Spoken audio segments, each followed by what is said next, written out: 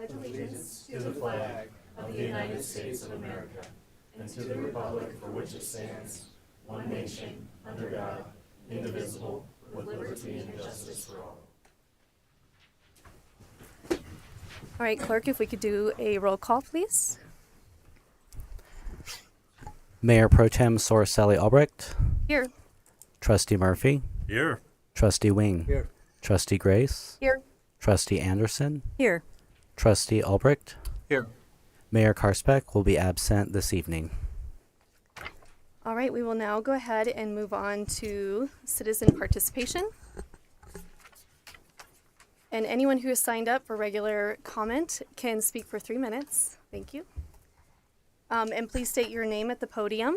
And you can pay attention to the lights, so we'll let you know when the time is up. So first we have Woody. How do you say your name, Woody? Geoghan? Gagan. Gagan, thank you. That's right. Been butchered since second grade. We're good.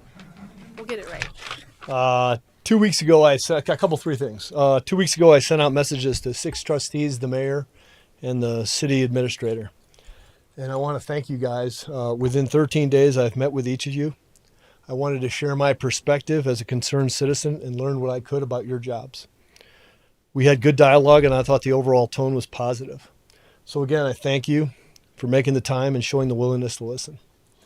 Second, perception. Unfortunately, perception rules the day. Controlled growth is happening in Berthoud. In my opinion, it's up to you to change any negative perception that Berthoud is not a place or an entity with whom developers want to work.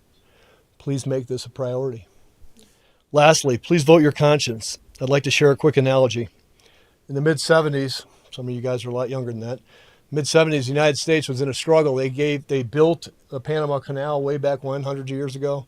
In the mid-'70s, they gave it back to Panama. And my dad wrote a letter to his senator at the time, Senator John Danforth. It was probably one of the most contested congressional hearings ever. My dad learned a lesson. Basically, the answer was that he got from probably an underling, not Danforth. But the answer was, while we like to think that we can vote the way our constituents do, or the majority of our constituents, that's not the way it always happens. And in this case, he thought it was in the best interest of the United States not to vote the way my dad felt. To that end, many of you want to continually get voter and citizen input. As far as the Richardson project is concerned, that ship has sailed. You are never, never going to please 100% of the population. You were elected to serve. We don't need your skill set if you're continually thinking you've got to get input at every juncture. I implore you to understand the facts and vote your conscience. Thank you. Thank you very much. We don't have anyone else signed up. What would anyone else like to give public comment tonight? Okay, seeing none, we'll go ahead and move on to the consent agenda. Would trustees like anything removed from consent? Yes.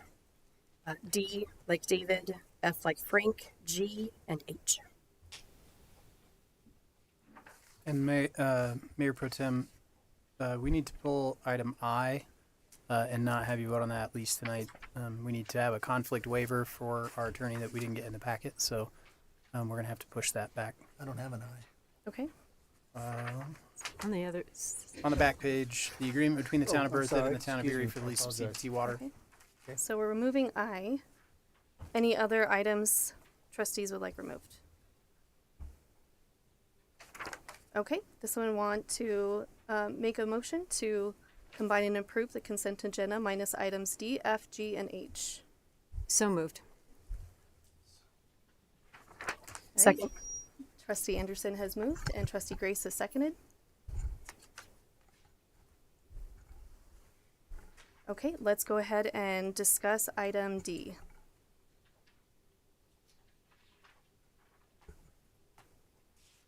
Wait, do we all vote? Yeah. Oh, you're right. Yeah, combined, yeah. And then, Correct. Thank you. Mhm. And thanks for the grace tonight. oh, I'm sorry. Can I make a correction? I also meant. Nope, okay, never mind. D is correct, sorry. Okay, so clerk, if we could please take a roll call vote on the consent agenda minus D, F, G, and H. Trustee Wing. Yes. Trustee Grace. Yes. Trustee Anderson. Yes. Trustee Murphy. Yes. Trustee Albrecht, Yes. Mayor Pro Tem Sorcelli Albrecht. Yes. Okay, now we could go ahead and move to Trustee Grace to discuss item D. Yeah, thank you very much. I just have a couple of questions on the April 2026 financial information. First of all, thank you, Administrator Kirk, for relaying the request for the searchable PDF on the bills. And then I know she's not here tonight, but thank Cindy Leach for including that. And then I also noticed in the snapshot, there's the percent of total to annual budget. That's a new column that's been added. So wanted to thank her for including that. So let's see here. There are some payments that have gone out that I just have questions on and to understand what it is for. Okay, so there are, within April, there are several sales under like sale of water is what they're listed for in April. Some of these are like individual names. Can I ask, there's 33 pages. I was just wondering if we can pull up the page you're referring to, then we can kind of see what you're talking about. Is that possible? Sure. Okay, great.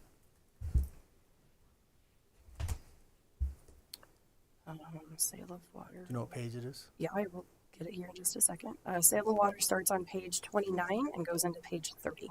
Can you pull that up, Chris? Yes, I certainly can. Thank you.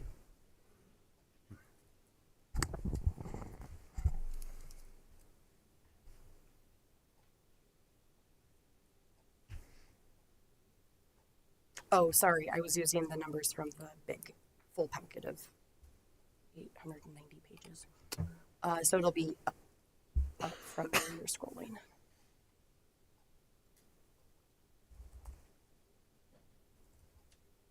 Keep going. It's the check register. Oh, the check register, Mhm. certainly. I apologize. Oh, no worries. Okay, there we go. So it's going to be GL account starting in 21.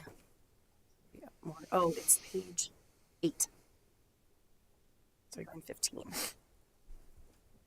There we go. So that's where it starts. There's one line on this, and then the rest of the sale of water is on the next page. Anyway, I'm just curious to know what those transactions are. Those like, are we purchasing water from individuals or? I don't think so. I honestly don't know off the top of my head. I'm fairly confident that those checks, as you can imagine, I send hundreds of checks every month, but I think those checks are for meter refunds. Could be construction water meter refunds or water refunds for a variety of reasons.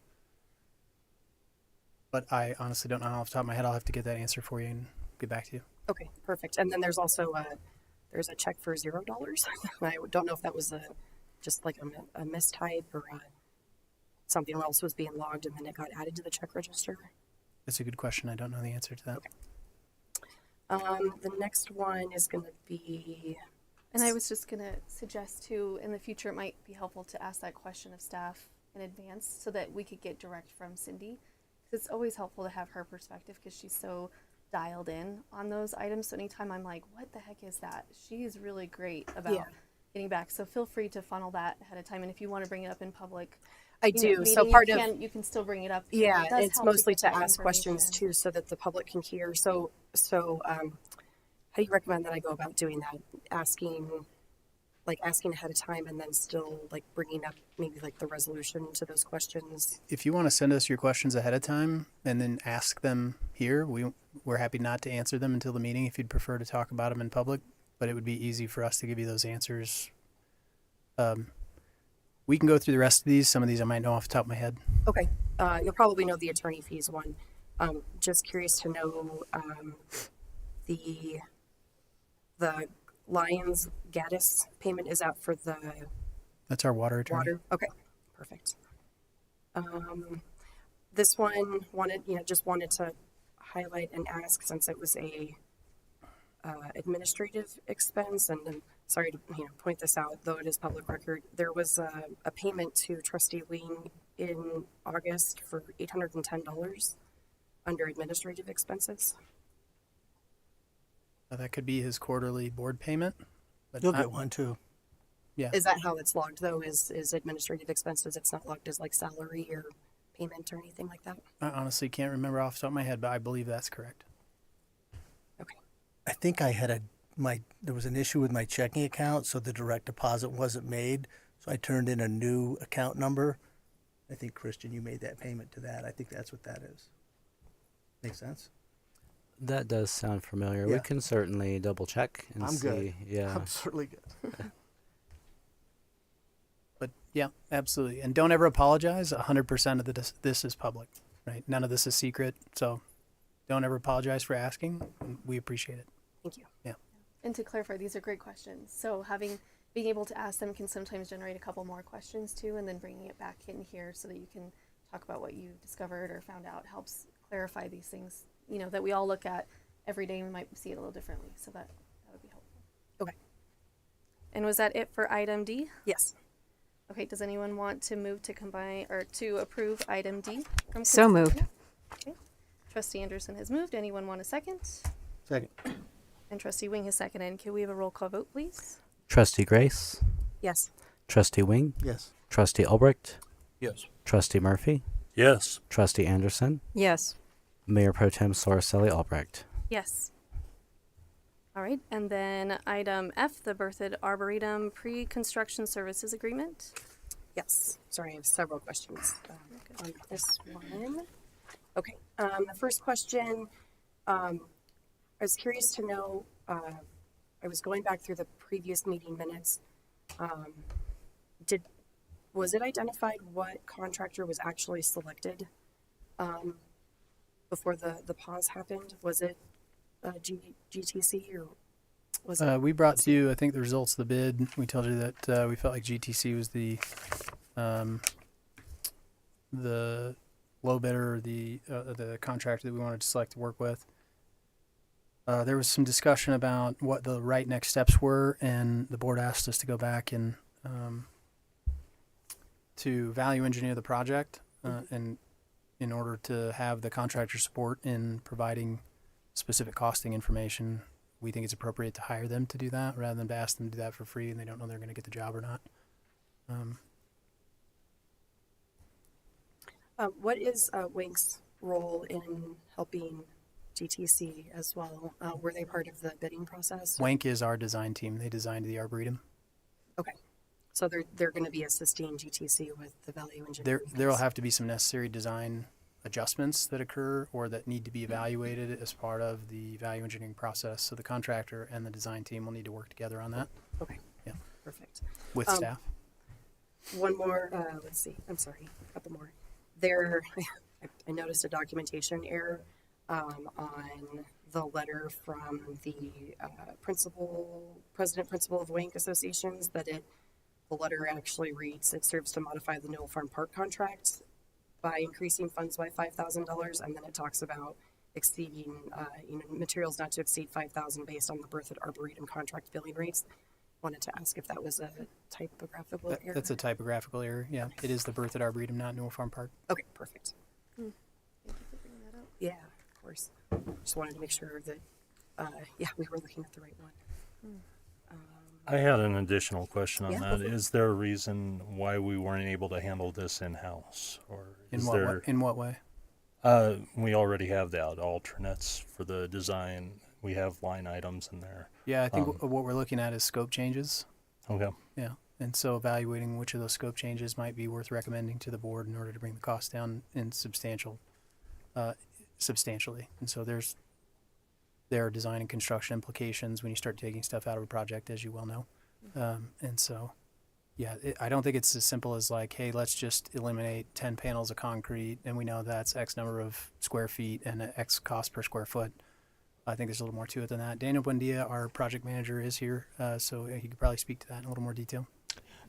Just one comment about that. When it comes to the final bid package that the contractor will use for securing subcontractors, having the full document updated to reflect any of those changes will help us actually get to the most accurate final guaranteed max price.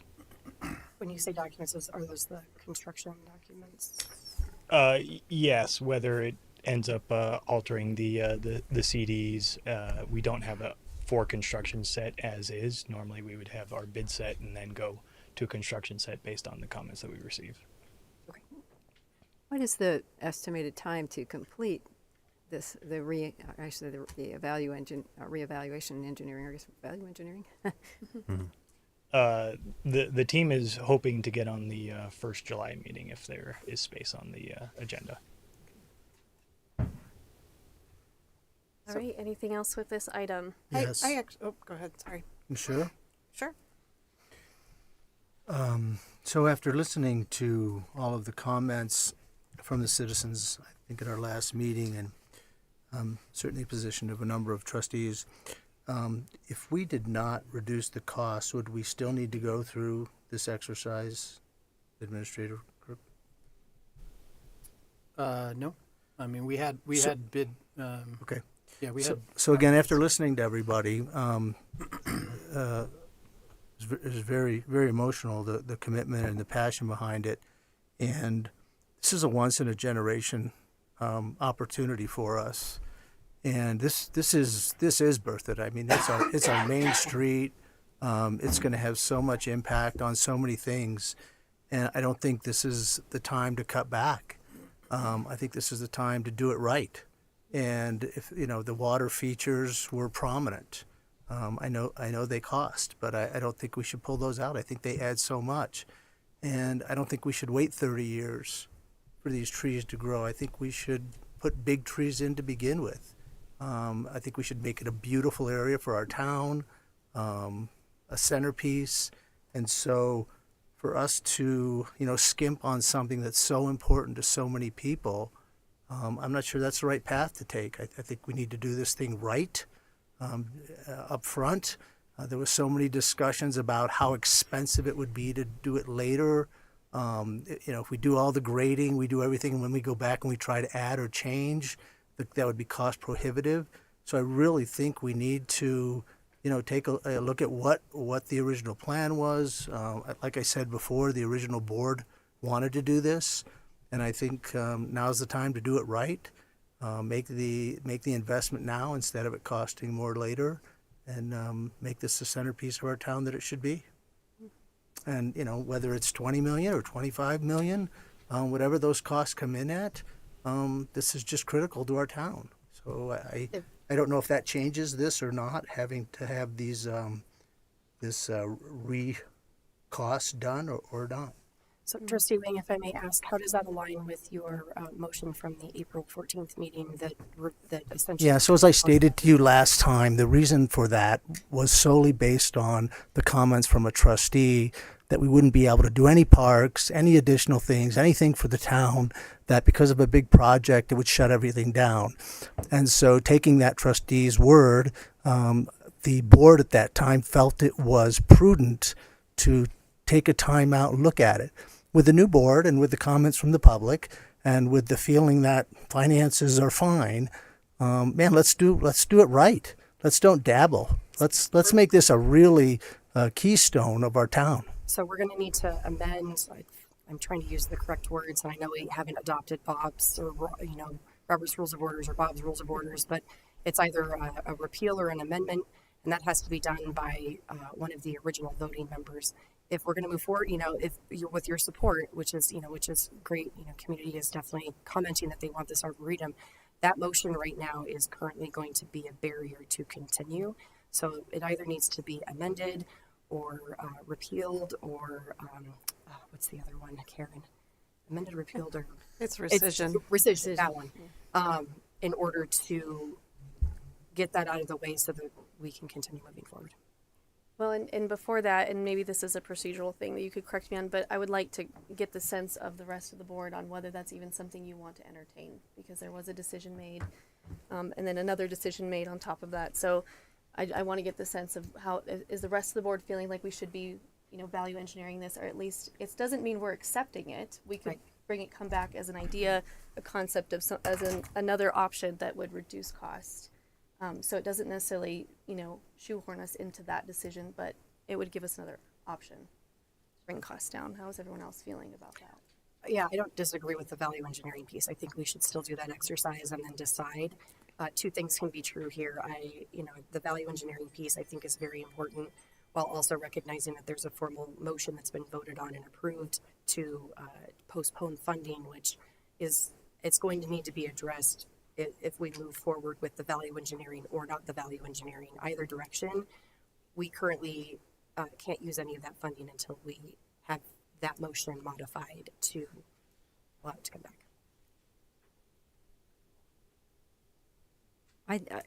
And while I appreciate Trustee Wing's desire to provide the Arboretum as was scoped originally, I also think that we have to be fiscally responsible. And I think knowing what we can change that wouldn't be detrimental to the overall design, I think would be helpful. So I think we should go forward with the value engineering so that we at least have that concept scoped out, and we can talk maybe more in a more educated way about what that actually means.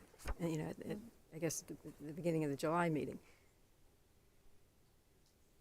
Are there any other thoughts on whether we should move forward? Yeah, I mean, I think we should look at, I think that's the value engineering, if it doesn't detract from the project. I mean, I agree with Trustee Wing that, we want to build a beautiful park. We don't want to sell it short. We want it to be something that we can be proud of. So I think we need to look at the additional cost if we're talking about planting more mature trees, et cetera. But, so I think, we need to look at both options. Anything? No, I mean, this is pretty typical at the end of the day when we have hard bids in place and we have a contractor we're working with to evaluate, what we have as a project. We can talk cuts versus value engineering. There's a distinct difference there.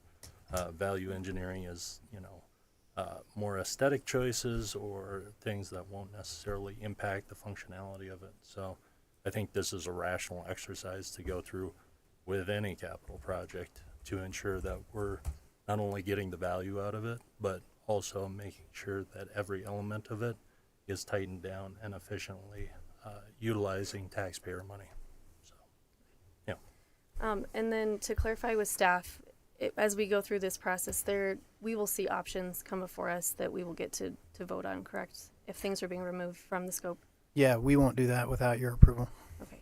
And so I think that I really appreciate your passion and your ability to change your mind and be flexible. And I think that's a great part of this board is, we can, come into something with a fresh perspective and new information comes forward. So I think that's good. And you don't have to, vote in favor of moving forward. But I do agree that the stewardship side of the finances, I want to make sure that we're, staying as true to our budget as we can when we create these park projects, because that builds trust with our community that when we say, this is our constraints and we're going to do our best to work within them, I want to, do that due diligence. So I think that's where I would stand on that.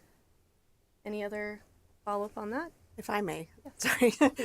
So I have some concerns over the WINC agreement. As Trustee Grace pointed out, Exhibit B does not match the terms of the agreement. So my recommendation is if you do want to approve that tonight, that you approve it with the contractor submitting a new Exhibit B with the approval of the town attorney. Thank you. Would anyone like to make that motion?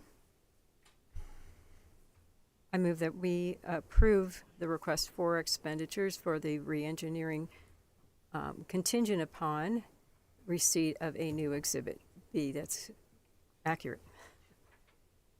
And is there a second? Second. So just if I may clarify, I'm really sorry. So you're approving both agreements with that motion? Yes. Okay. Sorry, I should have said that. You're right. That's okay. No, good job. All right, Trustee Anderson has moved and Trustee Grace has seconded. Could I get a roll call vote for that? Trustee Murphy, Yes. Trustee Wing, Yes. Trustee Anderson, Yes. Trustee Albrecht, Yes. Trustee Grace, Yes. Mayor Pro Tem Sorcelli Albrecht. Yes. Okay, and then consent item G. The second amendment to West Side Crossing Commercial Development Agreement. Yes. Questions on these? Okay, there's a handful here, and I'm trying to understand the whole progression. I know that there was an original agreement executed in 2024. construction acceptance for phase 1 was triggered in November of 2025. I see that there was one deadline that was missed, which was the signal, traffic signal construction, and then there was a notice of default that was issued in March of 2026. Looking through all the documents, it looks like they still owe $442.50 towards the development review deposit. Is that accurate? Am I reading that correctly? Mayor and trustees, hi. So the development review balances are always about 6 weeks in the rear. So as of today, I believe they are caught up except for the invoicing that went out the first part of June that reflects everything in May. Okay. So that's taken care of. Awesome. Okay. Okay. So if you can help me understand, so they were told they had 30 days to construct the traffic signal, and that would have been April 26th would have been the deadline for that. Yeah, I believe they had 90 days after the issuance of start of construction acceptance. They had 90 days to initiate the signal installation. We knew that that date had passed, and we had not heard from the developer, so that's when we reached out to the town attorney, and then they started working with us to issue the notice of default. Yeah, and the notice of default gave them 30 days from the notice, which was March 27th, I believe. So that 30-day period has expired as of April 26th. Is there an update on when they're going to install, meet those requirements of the traffic signal? Correct. It's in the proposed amendment to the development agreement. Is that why the amendment is being added to account for the change in the deadline? Yes. Okay. Perfect. And then let's see.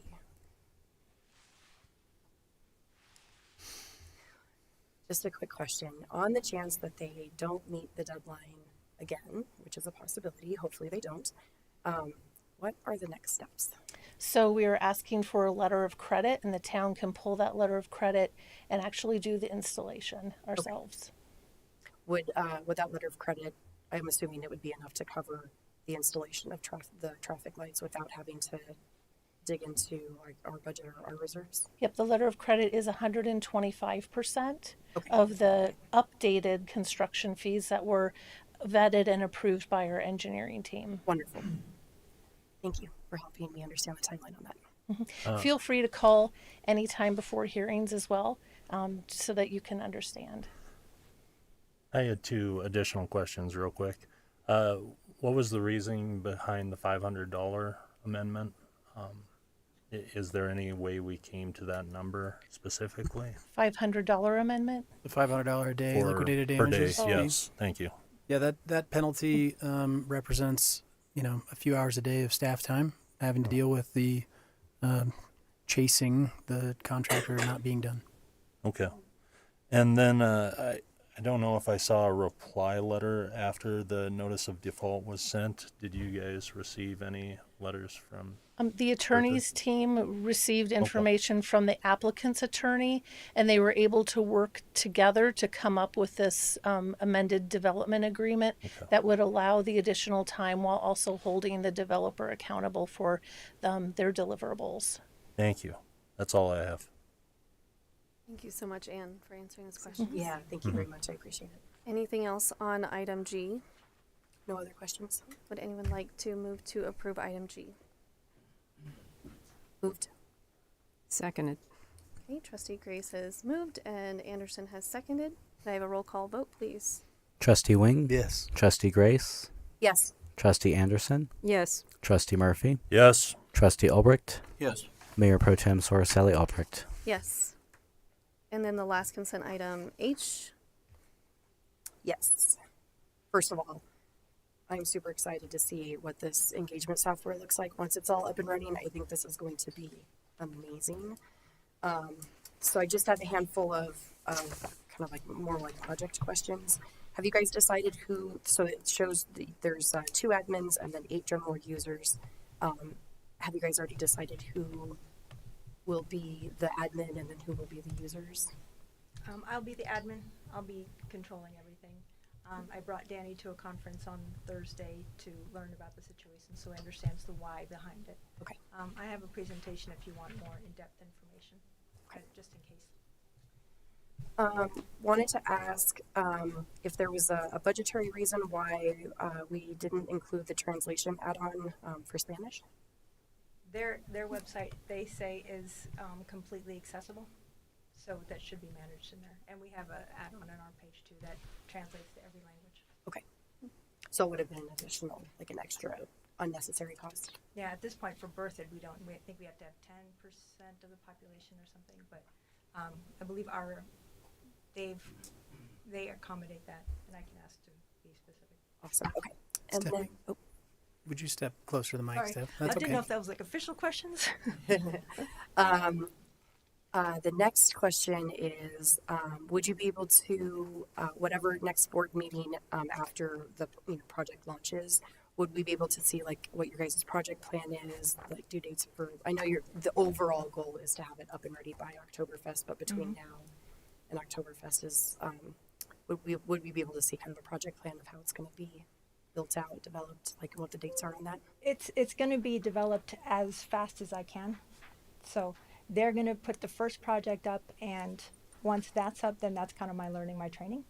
And then we'll decide which projects are most important, then we can add those. Each project, it's not necessarily just projects, it's anything we want engagement on.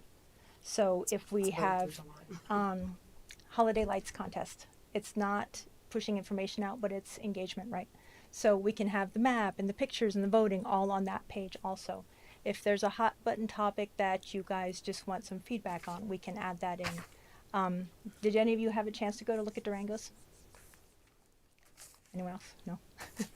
One of the best things about, do you want to see the presentation, or should we just blow past it? I can just answer questions too. I guess it's up to the board. I would read I through would it. keep in mind that we're about 30 minutes over the consent agenda time allotment, so Right. maybe we could When I looked at see it at additional time. I looked at it on the Durango site too, so Okay, so you have an idea. So I would suggest when you have time to go to Durango. It's Engage Durango. Ours will be Engage Berthoud, so it'll be very similar. One of the best things about it is they have a timeline. So when people come up and say, well, we really need to slow this down because I don't know anything about it, they can go on this page and see, since 2016, we've been talking about this project. It was in this plan, and we made these things, and this was voted on. All the documentation from every meeting can be included, every PDF, every vote, every decision. So the goal is to pull people off of feeling like Facebook is where they need to talk about it, and they can come here, because I want more people. Facebook is valuable for what it is, but it's also can be a vortex of doom, and we need to get past that. So I want to create this page where everyone, moms, dads, if you're at work, grandmas, grandpas, it's not hard to it's not difficult to navigate. Another really fun part of it is they have a picture slider. Did you see that on? So if you have, for example, the Arboretum, the land before, as it is now, and then a slide, you can go back and forth and see what it's going to look like when the project is complete. That's really cool to help people visualize what a thing is going to look like, because some people might have a different idea, in how it fits into space. So that'll be valuable. Another fun thing that's not in Durango, but it's on this program is used frequently in Canada. They've embraced it quite heartily. You can have, say we want to build a rec center. Yes, we have one, but say we wanted to. You can have a list of pictures: basketball court, pickleball court, aerobics, free weights, and you can drag them into different boxes based on your preference, what's important to you. All the analytics from all of these surveys and questions and FAQs goes to the back where we have, and we can have access to it, and we can keep it forever. That'll help too if we have a survey, we can use it across projects instead of project survey, project survey, project survey. So it'll be a more robust system that'll benefit us for years. It sounds like an amazing platform. I'm very excited about it. I've been working on this for a few months, so I'm very excited about it. Awesome. Good job. Thank you. Yeah, thank you. Thanks, Stephanie. it is exciting. Anything else for item H? Nothing else from me. Thank you so much for answering questions. Absolutely. Do we have a motion to approve? So moved. All right, Trustee Wing has moved. Do we have a second? Second. And Grace has seconded. Could we have a roll call vote, please? Trustee Albrecht, Yes. Trustee Murphy, Yes. Trustee Wing, Yes. Trustee Anderson, Yes. Trustee Grace, Yes. Mayor Pro Tem Sally Albrecht. Yes. All right, now we could go ahead and move on to our regular agenda. And first up, we have the annual committee report with the Youth Advisory Commission. Welcome, everybody. You can advance with the arrow keys. First of all, we'd like to thank you for your time. I know it's been a hot second since we last presented to you, but we felt that it was important to share what we have done and get your guys' opinion, inputs, and whatnot on it. So I am our chair, Joe, and then to my right, I have Harper, Oliver, and Jackson. So first up, our We're not seeing the previous... presentation. Oh, there it is. All right, go ahead, Jeff. Our previous goals were we had a lack of members on our board, so we wanted to grow our board. So we did that through volunteering and participating in different events throughout Berthoud. Could we advance the slides? I'm so sorry to interrupt. It's advanced. Is it advancing on your side? Because It's advanced on my side, yes. Okay. There's a delay. Oh, shoot. There we go. I just want to make sure we're tracking. Yes, Sorry. Yeah, of thank you. course. Okay. We volunteered at a bunch of different events and got new members, which we ended up getting. We looked into creating a scholarship fund, and we wanted to host BRAD, arcade nights for an activity for teens and other youth around our community, and we wanted to organize a youth leadership conference. Out of those, we achieved goal number 1 and goal number 4. Goal number 1, we got 4 new members on our board, completely filling up all spots on our board. And then we were able to achieve goal 4. We hosted the first annual Northern Colorado Youth Leadership Conference. We brought commissions from Loveland, Greeley, and Longmont over here. We had a fun time and got to have good discussions and activities with each other. And we hope to continue this going into 2026 with Greeley. For the coming year, we have a couple new initiatives that we're going to try and do in our next term. One of them will be visiting some nursing and some retirement homes over the summer. So that would be making connections in the community and connecting generations with having conversations with the more senior people, using games and activities, music, and a consistent presence over the summer. One of the other things that we are going to be doing this coming fall is we're going to be heading to the National League of Cities Youth Summit in Nashville. And this is the gathering of other commissions like ours that are representing cities in the United States. That we are doing this to learn and bring back new ideas that will strengthen our community. And the impacts will it will propel our community to be more well known throughout other cities. One of our other new initiatives that we're going to be doing this next coming year is to support the next Northern Colorado Youth Leadership Conference. Our last one was last May, the first ever NOCO Youth Summit, and some of the things that we succeeded in doing were having many motivational speakers, learning some new team building exercises, and a lot of discussions among different committees like ours. This year, Greeley is going to host us, and that'll be this August. Right, so our schedule for those initiatives are this summer we will have those nursing home visits, and then we will continue to support Greeley as they plan the second NOCO Youth Leadership Conference. August 15th is when that will be hosted, and then November we are off to Nashville.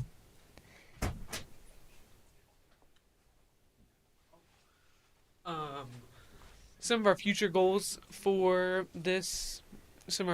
our new term will be to have some scholarship funds, so to participate in activities and kind of enable youth to do better in their education.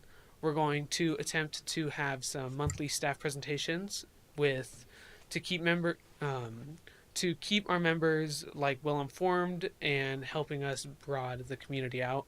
One of the things that we're going to be having is monthly study sessions, which will be study sessions within the community for us to furthermore discuss what we're going to be doing to better the community within this commission.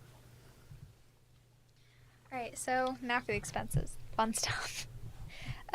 So out of our general account, we've spent around $288. For the Nashville trip, we've spent around $1,800, but we expect that number to continue as it, gets closer to the actual time. And then our Youth Advisory Conference Fund, we've spent nothing out of because we are not hosting it this year. And we realized that our initial estimates of what it would cost to host it were much higher than it actually turned out to be. So we'd like to propose lowering that budget to around $3,000 or $4,000 to cover any just any incidents that might come up if Greeley isn't able to host it, or if we need to throw in anything last minute. We think that that's a good baseline. Thank you for letting us come present to you. Do we have any questions, comments, concerns? I have one question for all four of you. What is the one thing you guys hope to learn from the Nashville conference? Jackson, you are going to the Nashville conference. So. One of the things that I would like to learn personally going to the national conference is to learn what other committees have been doing and what we can do to better our committee within the town and how we can make the youth have a better time in our community. Sounds like a wonderful goal. Comments? Are they okay now, or are you just going with questions now? Go ahead and questions. This is just informational only. So if you have questions, so I thought you guys, first of all, nice job on the presentation. I don't know who built it, but it was very well done. So great job on that. And I commend all you. Great commitment. Everything you guys are doing. I thought your goals were great. Congratulations on the goals you're setting. Your future initiatives are spot on. So excellent on that. And you may not realize it now, but you're learning lifelong skills. Even tonight, what I've observed from you guys, just the public speaking, the engagement. I just can't tell you how important that is. You're future leaders of America. So by being involved in things like that, so I just think that's great. Have fun in Nashville, and then on your scholarship, how is that funded for that's part of the recruiting, isn't it?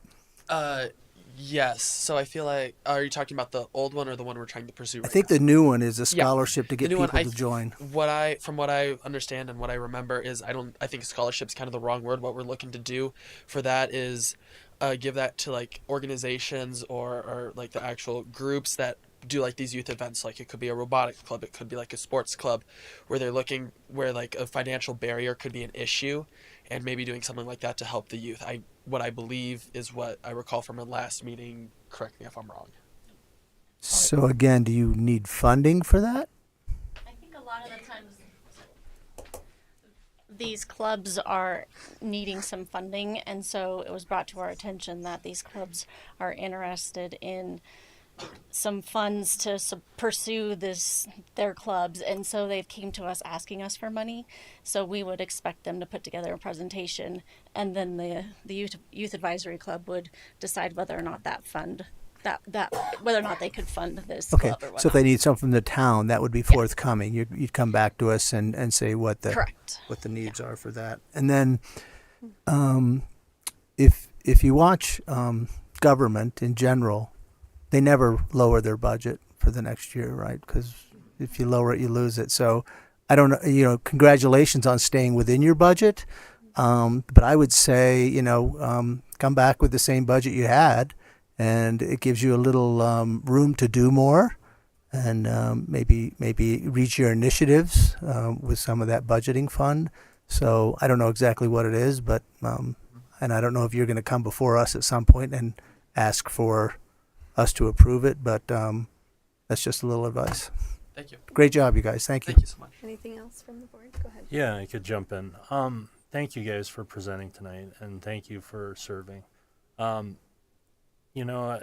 as long as I've been on the board, I think the word I wanted to use with committees is empowerment. I want you guys to feel empowered in your positions, and whether that's service or engagement in the community that you're tasked with. I want you guys to think big and don't be afraid of approaching us or talking to us. If you need resources, if you need assistance or guidance, definitely approach us, because we want to support you guys as much as we want you out in the community. So thank you. Thank you so much as well. Other comments? I just have a couple of comments. First of all, amazing presentation. Great job. You guys, I've seen adults present before the board, before the plan commission, aren't as composed and organized as you all are. You've done an incredible job. Also, and this is going to sound a little bit like your grandparent right now, but I am 70 years old, so I take license with that.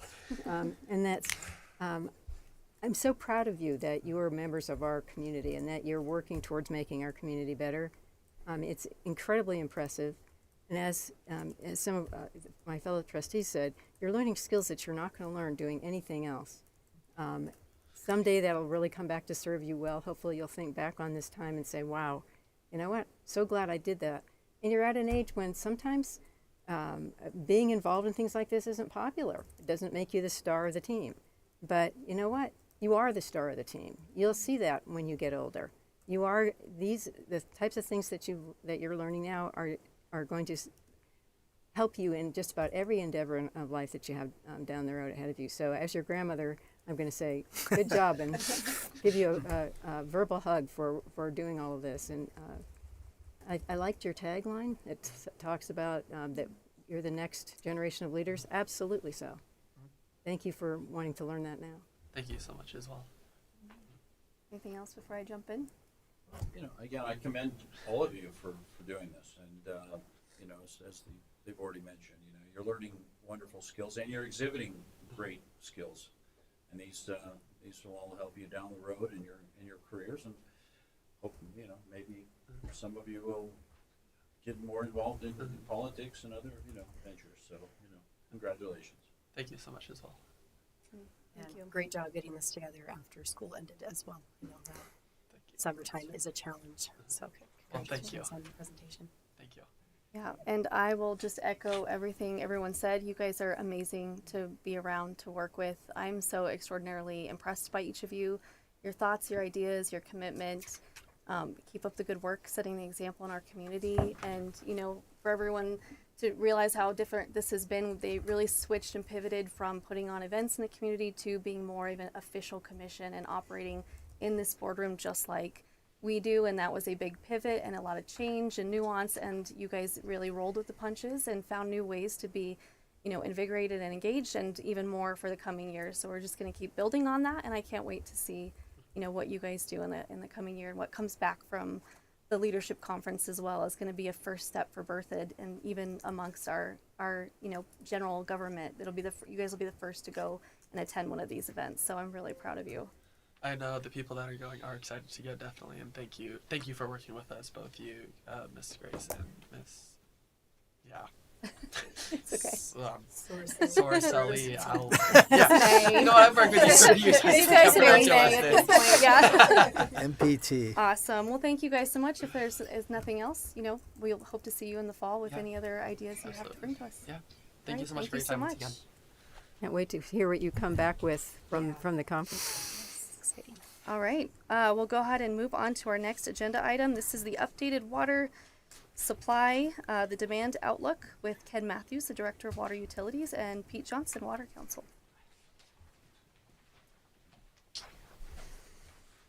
Good evening, board members, Mayor Pro Tem.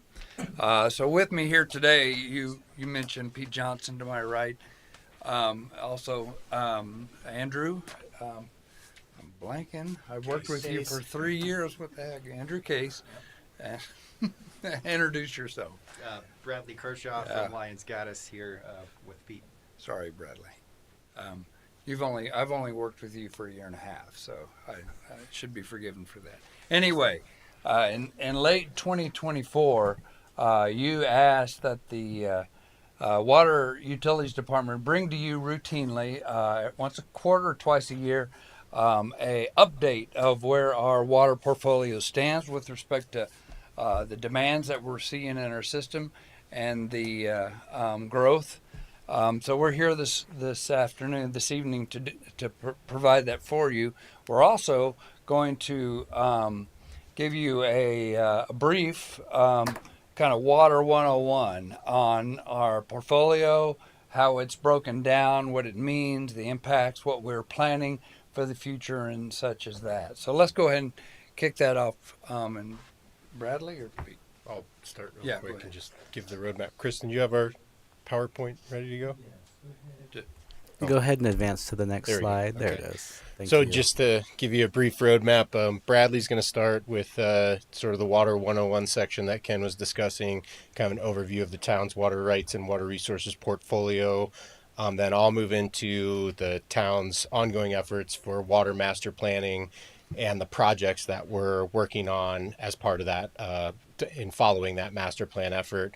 And then I'll move to Andrew will take over and he'll present the current water supply and demand, what we call the snapshot. So the overview of where the town is right now with respect to water supply and demand and how that informs the town's water dedication policy. So with that, we'll sit down and let Bradley talk so we're not all standing up here. Yeah, good idea.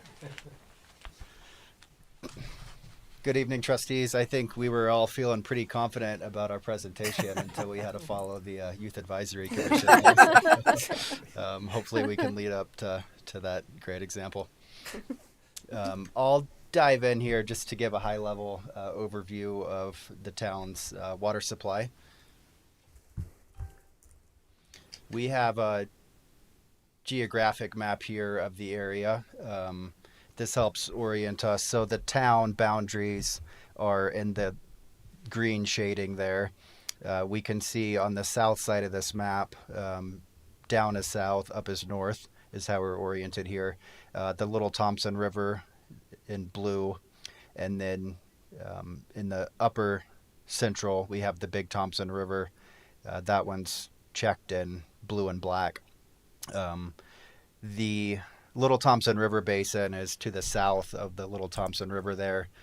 We've got obviously Carter Lake to our west on the left side of the map, and the Handy Ditch Headgate, a portion of the town's water supply is sourced from the Handy Ditch up in the top left, the northwest side here. That's just down underneath the mouth of the canyon of the Big Thompson River.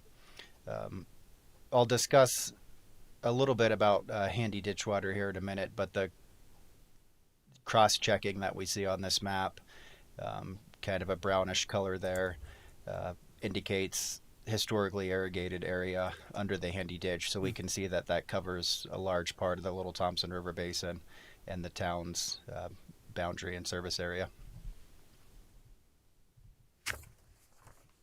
So the town's water portfolio is traditionally broken up into two components. We refer to native rights and northern water. I'll first explain and give a summary of the town's native rights here. These are located on the map that we just reviewed geographically within the Little Thompson and Big Thompson River basins.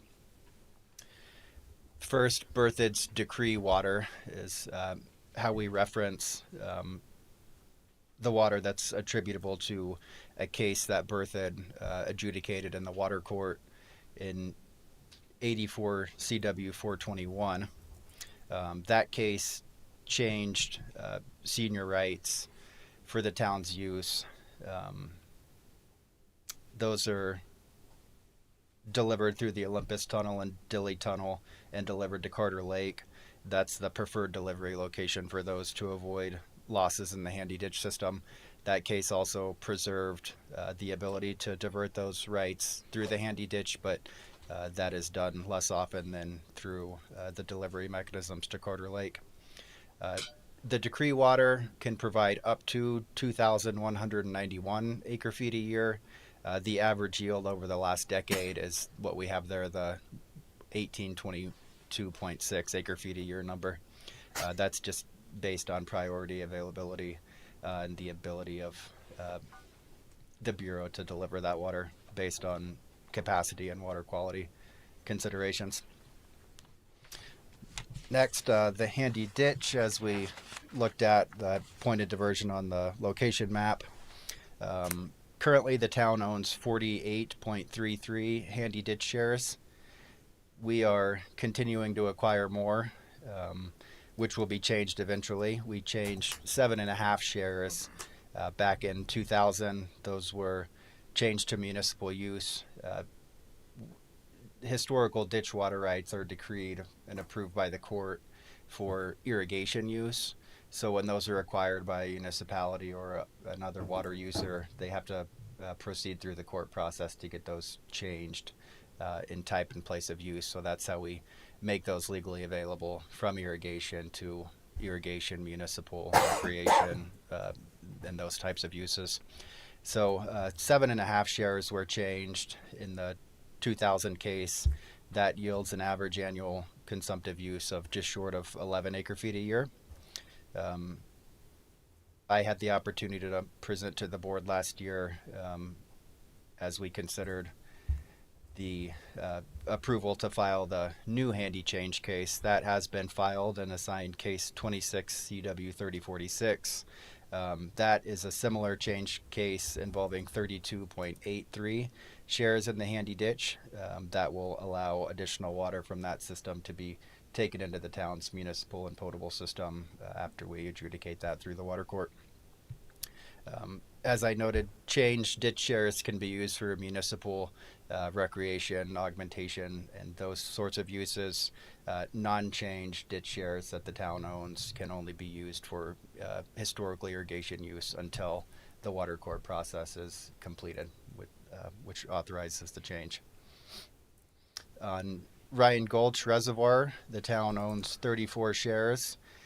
All 34 of those shares were changed just a few years back. This was case 21 CW 3023. These are legally available for the town's municipal use, but there are terms and conditions that relate to return flow replacement from the historical irrigation use that we're still working through. We currently lease that water back to the handy ditch, who uses it for irrigation under their system, in exchange for CBT water provided to the town that is available for municipal use. And then our other native rights here, these are ditch shares that have not been changed and continue to irrigate within their respective ditch systems.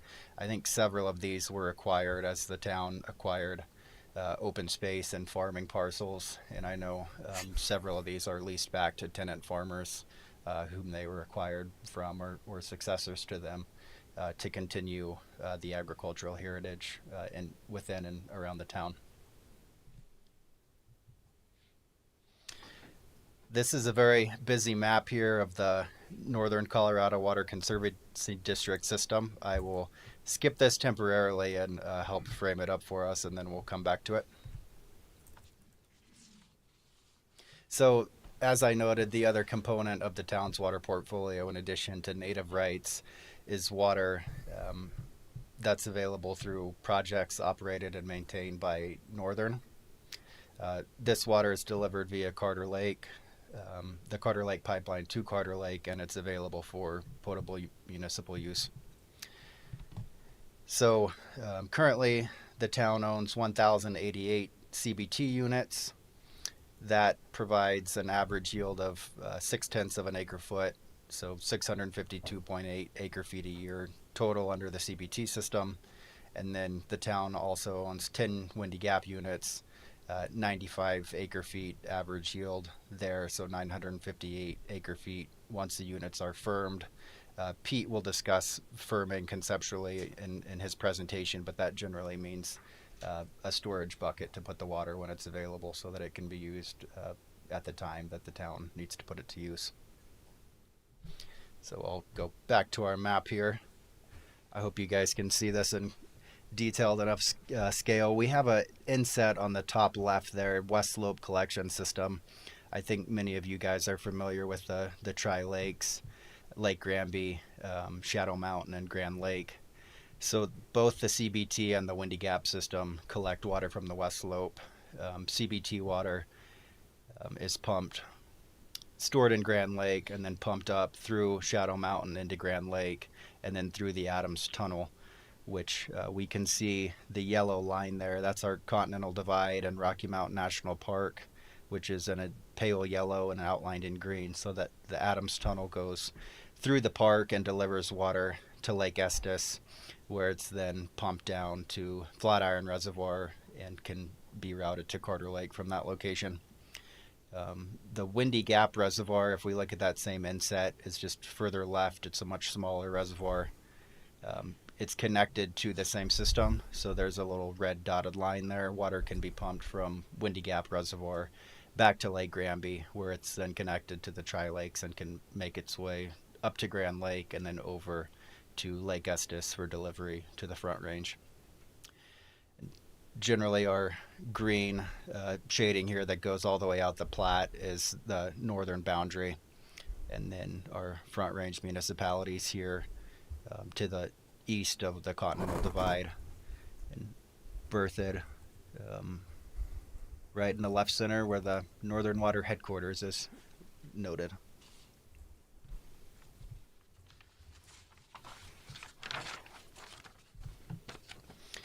So, as I've noted, the two types of rights, native rights and Northern Water, can be used for sometimes similar uses, sometimes distinct uses.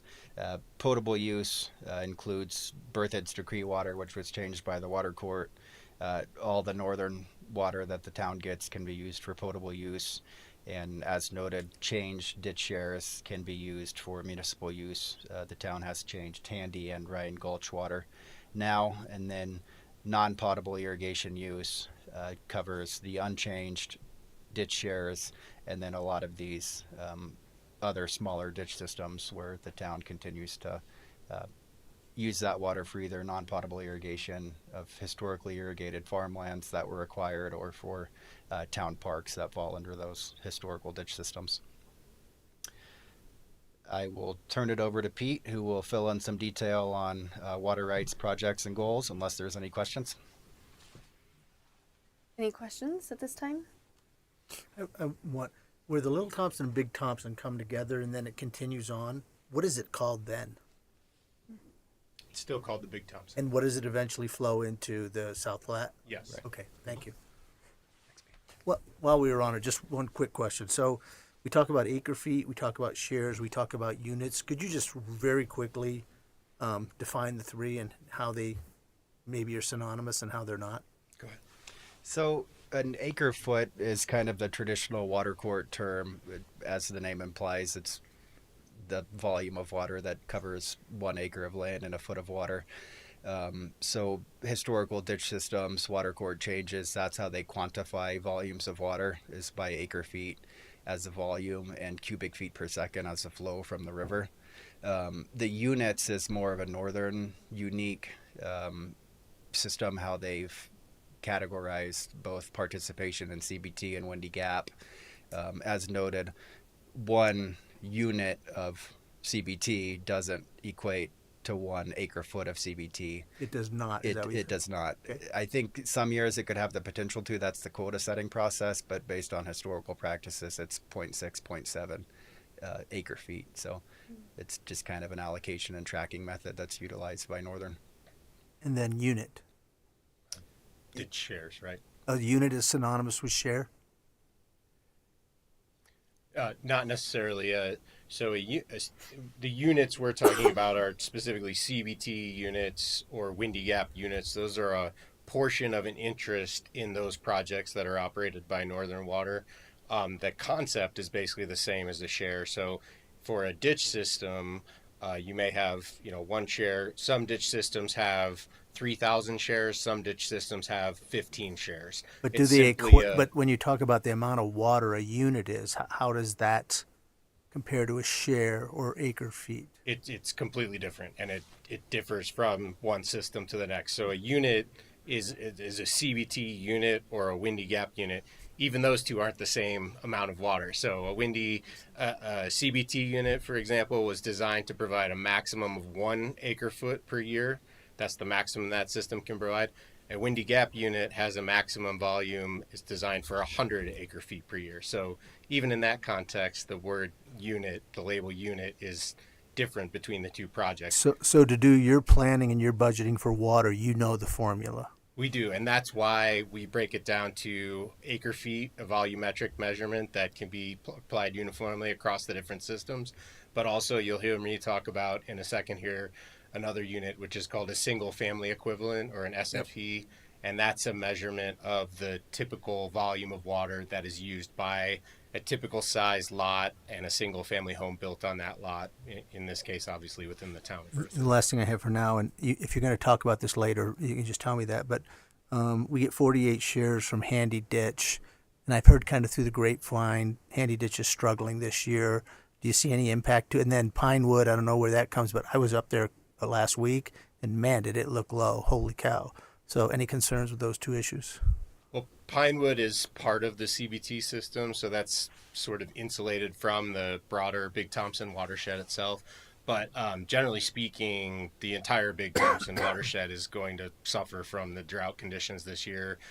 We had a few good cold weather snaps here in the late spring, and a few good snowstorms that helped things out, but they cannot alleviate the just meager snowpack that we had this year. And so we are actually, one of the other items that was on your agenda was the CBT lease from the town of Erie. Those are some of the measures that the town is taking this year to ensure that the supplies it does have that are dependent on natural flows within the Big Thompson watershed are backed up by additional water sources for this year. Thank you very much. Sure. Okay, so now that we've given you a very quick overview of the town's water supply portfolio, I'll speak a little bit to the master plan that was done in 2020 and is being updated currently, some of the recommendations in that plan, and then how we're implementing those through our work on various projects for the town. I should have said at the outset, or maybe before I even let Bradley start, that we're scheduled for 40 minutes. This is an immense volume of information we're throwing at you, and I know some of you are hearing this for the first time. I'm so scrambling a little.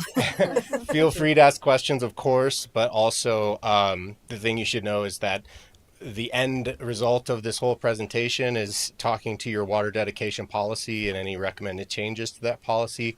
That was the subject of 2 different workshops we did back in 2024, I believe. And so we went through that in great detail, and happy to, go through any of this information in more detail to the extent you all would find that beneficial. We're just trying to give the sort of overview that leads into the water dedication discussion. And the spoiler alert is we won't be recommending any drastic changes to your water dedication policy. So that's one of the reasons we're able to go through this in sort of summary fashion right now. But again, happy to go through it in more detail in future meetings as needed. So, okay, in 2020, Andrew's team at Spheros prepared a water resources master plan for the town. That is still basically the governing document with respect to the projects and overall plan that we're pursuing. So there were some key recommendations made in that plan that really inform our efforts over the last few years. One of those key recommendations was to develop reusable supplies. Here I have listed the Windy Gap units that the town owns, and then also changed Handy shares and Ryan Gulch Reservoir shares. These supplies are legally reusable, which means that when the town takes delivery of that water for first use, your constituents use it in town. That results in flows to your wastewater treatment plant, and then flows of treated effluent back to the river from the wastewater treatment plant. That water being discharged back to the river is still your water legally, and you have the right to use and reuse that water until it is fully consumed to extinction. So by leveraging those reusable resources, you actually expand the total amount of water that the town can provide, and of course the number of commitments that you can provide that water to. So the way that you develop reusable supplies, and I have a good map that I'll go over in a little bit when we talk about the South Platte project, but generally speaking is you you develop these reusable supplies by developing reservoirs where that reusable supply can be stored, and then you can develop new water rights that again allow you to leverage the reusability of that water in order to produce additional water from the system as it becomes available. So I'll talk to each of these in a lot more detail as we go through. This is just kind of the overview slide here. But the other key recommendation was to develop and evaluate non-potable irrigation systems. The goal here is the more that you can develop non-potable irrigation systems within the town, the less you have to treat water at your treatment plant and provide treated water for irrigation, which really is not necessary for irrigation. You don't need water to be treated to the same standards to irrigate, parks and trees and things like that. So it's a cost savings and infrastructure savings that the town realizes, and ultimately it's very important for water conservation as well. So one of the sub recommendations that was made in the master plan was to continue to acquire Loveland Lake and Ditch shares as part of the non-potable irrigation system. And I'll talk a little bit more about that here in a minute as well. And then the last key recommendation was to reevaluate the water rates. I think I'm gonna make a comment to Andrew that we reframe that term water rates in the next iteration of the master plan, because I think it was meant in the broadest possible sense, not just to evaluate the rates of the water that you're providing to your existing constituents, but also the other components of your water portfolio, including your water dedication policy and the cash in lieu price, which I'll explain a little more here in a second. So with respect to the first goal of developing reusable supplies, one project we've been working on is the firming of your Windy Gap units. Bradley mentioned this briefly, but what we basically mean by firming is that these water rights are available to the town when the Northern Water District produces this water from the project. And that can vary from year to year and over the course of decades even. And so it's up to the town to be able to take that water when it is available and have a place to store that water so that the town can then use it as the town needs to use the water.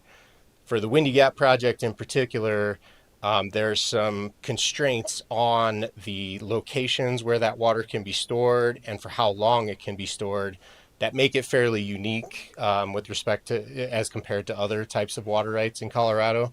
And so it's a very limited universe of methods and locations that we can use to firm up your Windy Gap supply. And the basic idea to understand about firming is that once this water is firmed, that means you can count on a certain volume of water being available every year. And so when you think about making any commitments for new growth and new development, we are not going to advise the town to make any commitments based on a water supply that is not firm, right? And so that's our way of making sure that our analysis is conservative enough that we're not encouraging or telling the town it's okay to make commitments for new growth and new development when you don't have a firm water supply to back that up. So the way we've been talking about firming up the town's Windy Gap units are through storage of this water in the 22 CW 3206 storage sites, which probably doesn't mean anything because you guys don't know what that case number is, but I'll talk about that in a second. These are some newer reservoirs that are being developed near the confluence of the South Platte and the St. Vrain River, where we just recently completed a water court case for the town as part of the South Platte Water Supply Project. So that's one option for storage of the reusable effluent from Windy Gap units. And then the other two reservoirs listed here, Dry Creek Reservoir and Chimney Hollow Reservoir, are actually the only two reservoirs. There's one other one, but it's not an option for the town. But the only two the options for the town to store Windy Gap water before first use of the water here on the east slope here, near the town of Berthoud. And so we've been talking with Little Thompson Water District over the last many months about possibly obtaining an interest in their capacity in Dry Creek Reservoir. They basically own half of the space in Dry Creek Reservoir. And then potentially also having an interest in the Chimney Hollow Reservoir, which is also known as the Windy Gap Firming Project. You may have heard it called that in the media or in any of the northern press materials. And so those would both be options for firming sites for the town's Windy Gap units as well. And those conversations are ongoing, and we hope they will bear fruit relatively soon. The Chimney Hollow Reservoir, that was the one that was just recently completed. Yes, the reservoir's done. Reservoir's Yes, done, but that's there's right. the, I try to keep up with Northern Water as much as possible, but I know there's also monitoring of the uranium in the soil. Is that correct? That's right. How Yep. much of a delay has that added to being able to firm Right now, their estimate, so they've done the first fill of a small first fill of the reservoir, which is, I believe, is like less than 5% of the total capacity. They're really just doing that to facilitate the water quality testing that will inform uranium treatment and how they're going to go about, rectifying that issue. It's expected that it will be 5 to 6 years before that reservoir will be filled and able to deliver water to the participants in that project. Berthoud doesn't have any shares in that, though, correct? That's right. That's one of the reasons why I list both of these reservoirs here is in our discussions with Little Thompson Water District does own an interest in both of those reservoirs. And so we're talking with them about possibly phasing Berthoud's interest so that Berthoud would not necessarily take on an interest in Chimney Hollow until it is operational and capable of delivering water. Since we're having a few questions, I just have one on that. Sure. Handy Ditch did some pretty aggressive excavating and dredging of McNeil and Welch, which are one and the same. And I wonder, and they added some pretty substantial capacity and they built dikes around it. Would that be a potential for storage at any point? I mean, do we look at things like that? So Handy has their own Welch enlargement water right that they recently adjudicated, and we participated in that case on behalf of the town. And so that is the primary water that's intended to be stored in the enlarged capacity of Welch. It would not be eligible for long-term storage of Windy Gap water. It's not included in the approved reservoirs that were listed in the federal permit and the water court decrees for the Windy Gap project. And what's Berthoud's relationship with the water in Welch and McNeil? Berthoud is a shareholder in the Handy Ditch Company, as you saw from Bradley's presentation. And so we have a proportionate interest based on our share ownership in the entire system, including the Welch enlargement right and the other senior water rights for both Welch and McNeil. Okay, thank you. Mm-hmm. Okay, so keeping on with the goal of developing reusable supplies, the other project we're working on, which Bradley alluded to a little bit in his overview, is we're working on several changes of native water rights to municipal use. Some of you that have been here a while know that the Handy Ditch shares that the town owns, as Bradley said, 7.5 of those shares were changed back in 2000, a long time ago. We've been working with the company to get their approval to file a new change case. Ever since I've represented Berthoud, we've been working with the ditch company on that effort. We finally got the water court application filed in March of this year. That is a monumental step forward in the process where we can actually start working through the water court process. That said, we don't yet have full approval from the ditch company. We have their approval to file the application, so we made sure we had their approval to do that. But we're continuing the negotiation process with them and hope to get the company's approval before we have to start negotiating with all the different parties in the water court case, which will be very soon. So all these things are coming together at once. It will be a busy time for us negotiating and prosecuting that case as we move forward. But just getting the case filed in water court is a substantial step forward that we're really happy to report about. What's the average amount of time it takes to get through water court? It's for a case like this, I usually say 2 years. This one I'll say closer to 3 years because it will be contentious. There's a roughly 2 year process in front of the water referee where it's more of an informal negotiation process.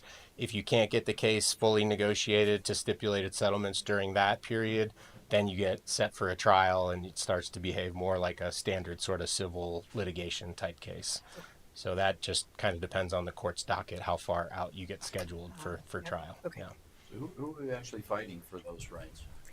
It's not that anyone's fighting for the rights. The main contentious issue in this case is that we are presenting engineering. Andrew's team is presenting engineering that quantifies the use and consumption of the handy ditch system as a whole. And so that is a pretty contentious process. You can imagine every shareholder in the handy system is interested in that. The handy ditch company itself is very interested. And then, of course, all the other neighboring communities and water users that are taking water from that same area of the Big Thompson River will be very interested in all the terms and conditions as to how we use that water in the future and the amount of water that comes out of that quantification. That will be that quantification is really kind of the heart of a change case. Yeah. And that affects, I mean, it goes downriver, so I mean, it affects everyone downriver as well. So how many people get involved in that type of a case? We have, what did we get? 10 opposing parties in that case. Yeah. Mm-hmm. Which is not unheard of for, in the South Platte case we just finished for the town, we had, I believe, 13 opposing parties. So for the Ryan Gulch shares, that case, the final change decree for that case was entered in July of 2025. As noted in Bradley's slides, there's some pretty onerous return flow requirements, which I could give a whole presentation on in and of itself, so I won't go into the details there. But the town needs to satisfy those requirements before it can use that water for municipal purposes. So right now we have a trade agreement with the Handy Ditch Company where we're trading that water to them. It's continuing to be used for irrigation, the original use. And then in return, we get water from the Handy Ditch Company that is available for municipal use by the town.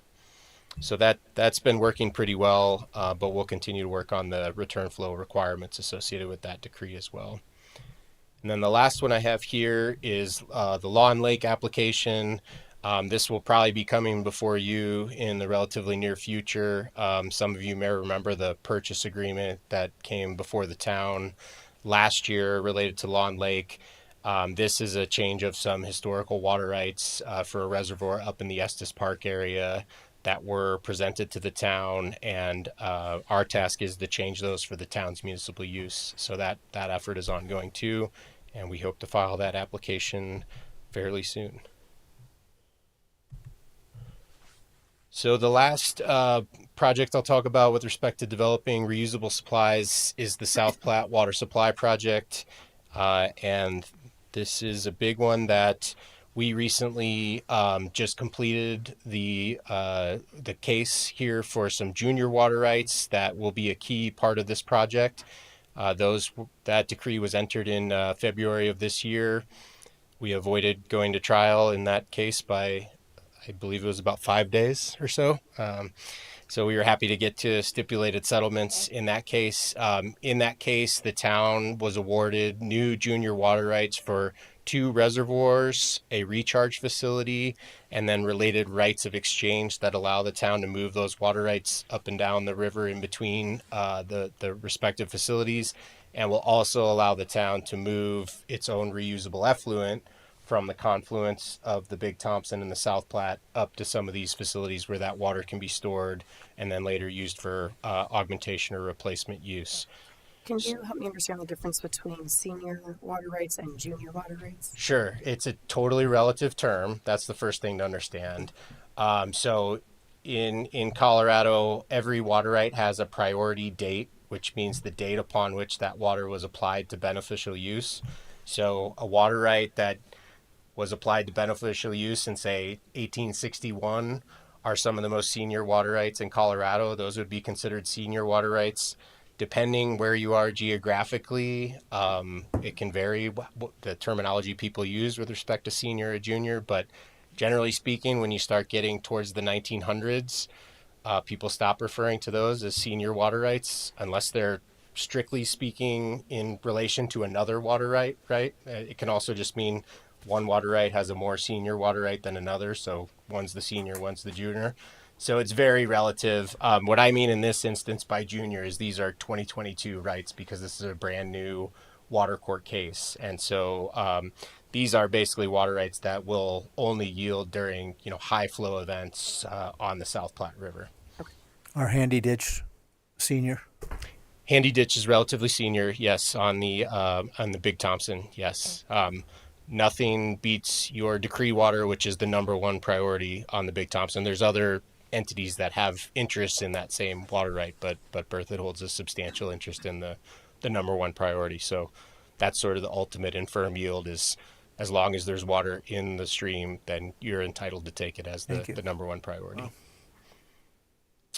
So I'll talk, I have a good map here in a second where I'll speak a little bit more about the sort of substance of what the South Platte Water Supply Project is.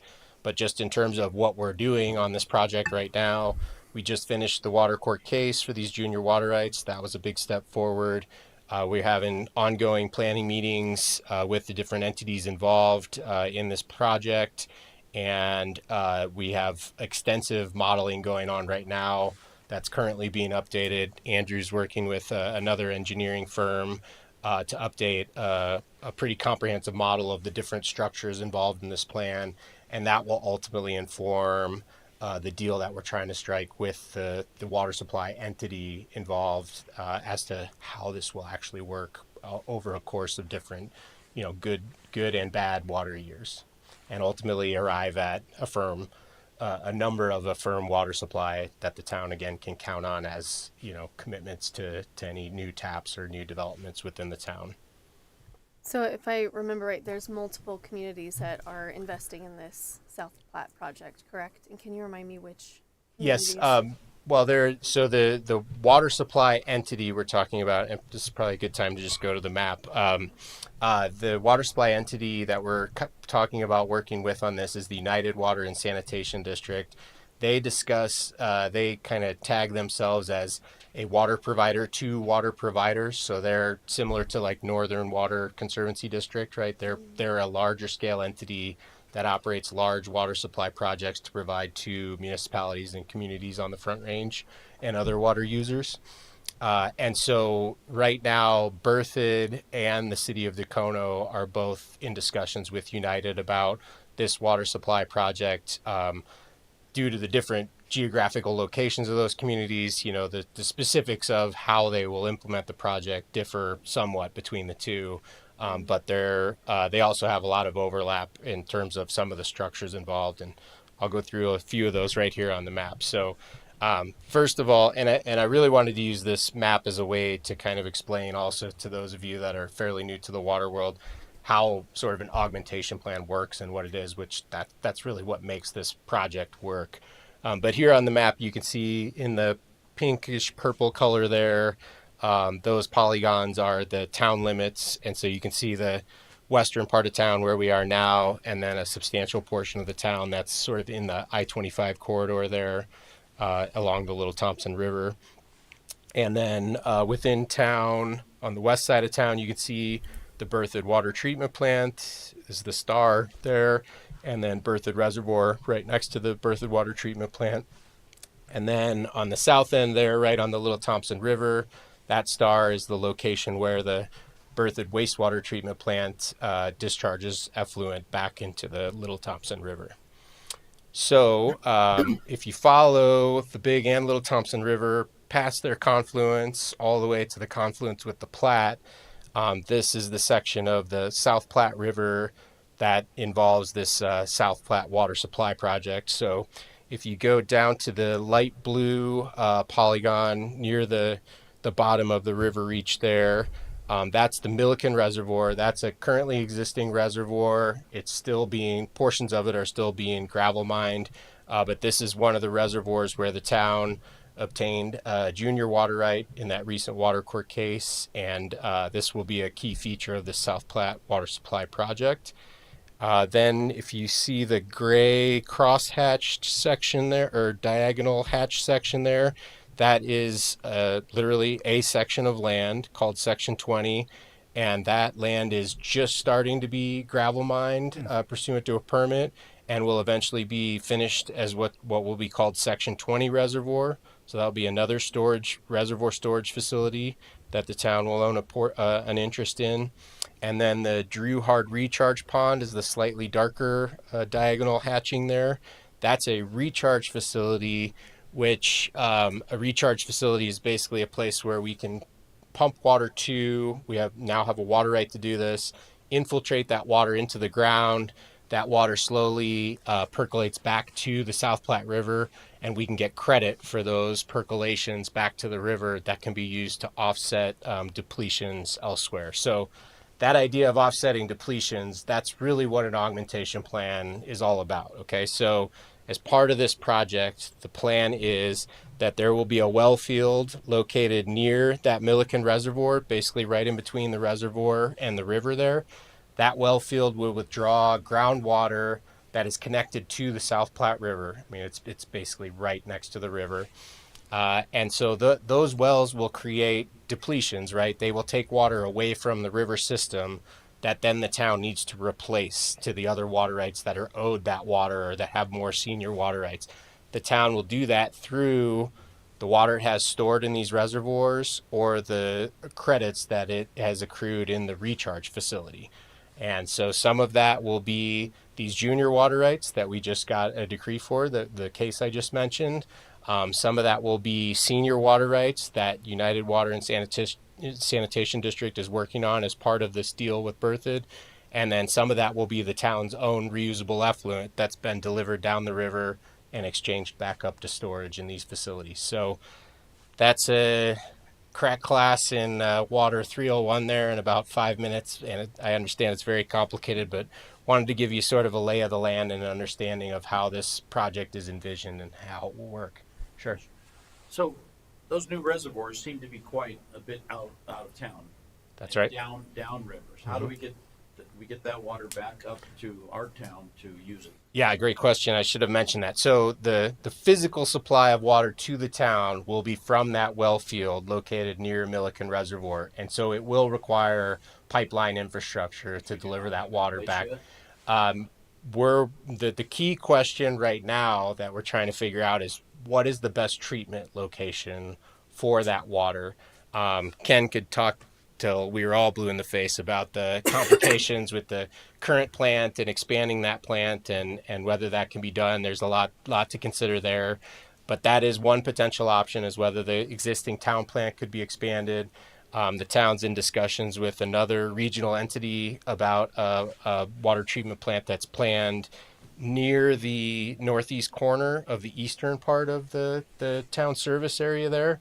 Okay. And then the town is also considering whether it may want to construct its own water treatment plant as part of this, substantial new supply that will be brought in. We can't find reservoirs closer to town? Well, the water supply itself is in the South Platte Basin, so it has to be moved up from there some way. That's one of the limiting factors ultimately with Berthoud, is that there's really only so much water available and available to the town within the Big and Little Thompson watersheds. But all the water flowing to the South Platte comes from the Big Thompson or the Little Thompson. We can't divert it before it gets to the South Platte. It's very challenging and very limited. Andrew's team looked at the possibility of developing a well field on the Little Thompson River and found that there really just isn't the yield that is necessary. So the South Platte coming in, St. Vrain, the confluence with the St. Vrain is right there near Milliken Reservoir, and there's just a substantial amount of water coming through the South Platte in that area. So that's where the physical water supply is located. Okay. When you guys talk about the South Platte River project, is it just that, from your map, that section of the South Platte River? Because the Platte goes even further south into the Denver area. Right.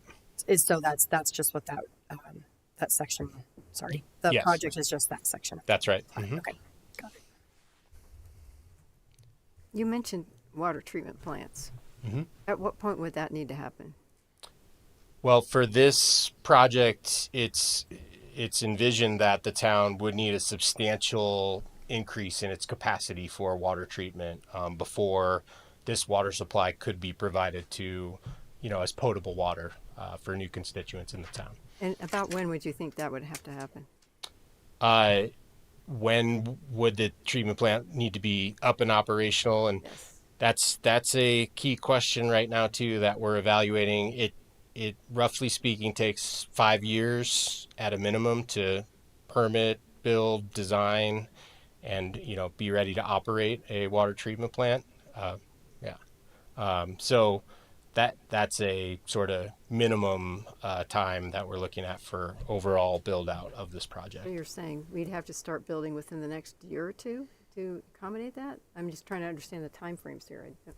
The time frame, from my perspective, you can't start soon enough, and the town's already evaluating a lot of different options with respect to water treatment.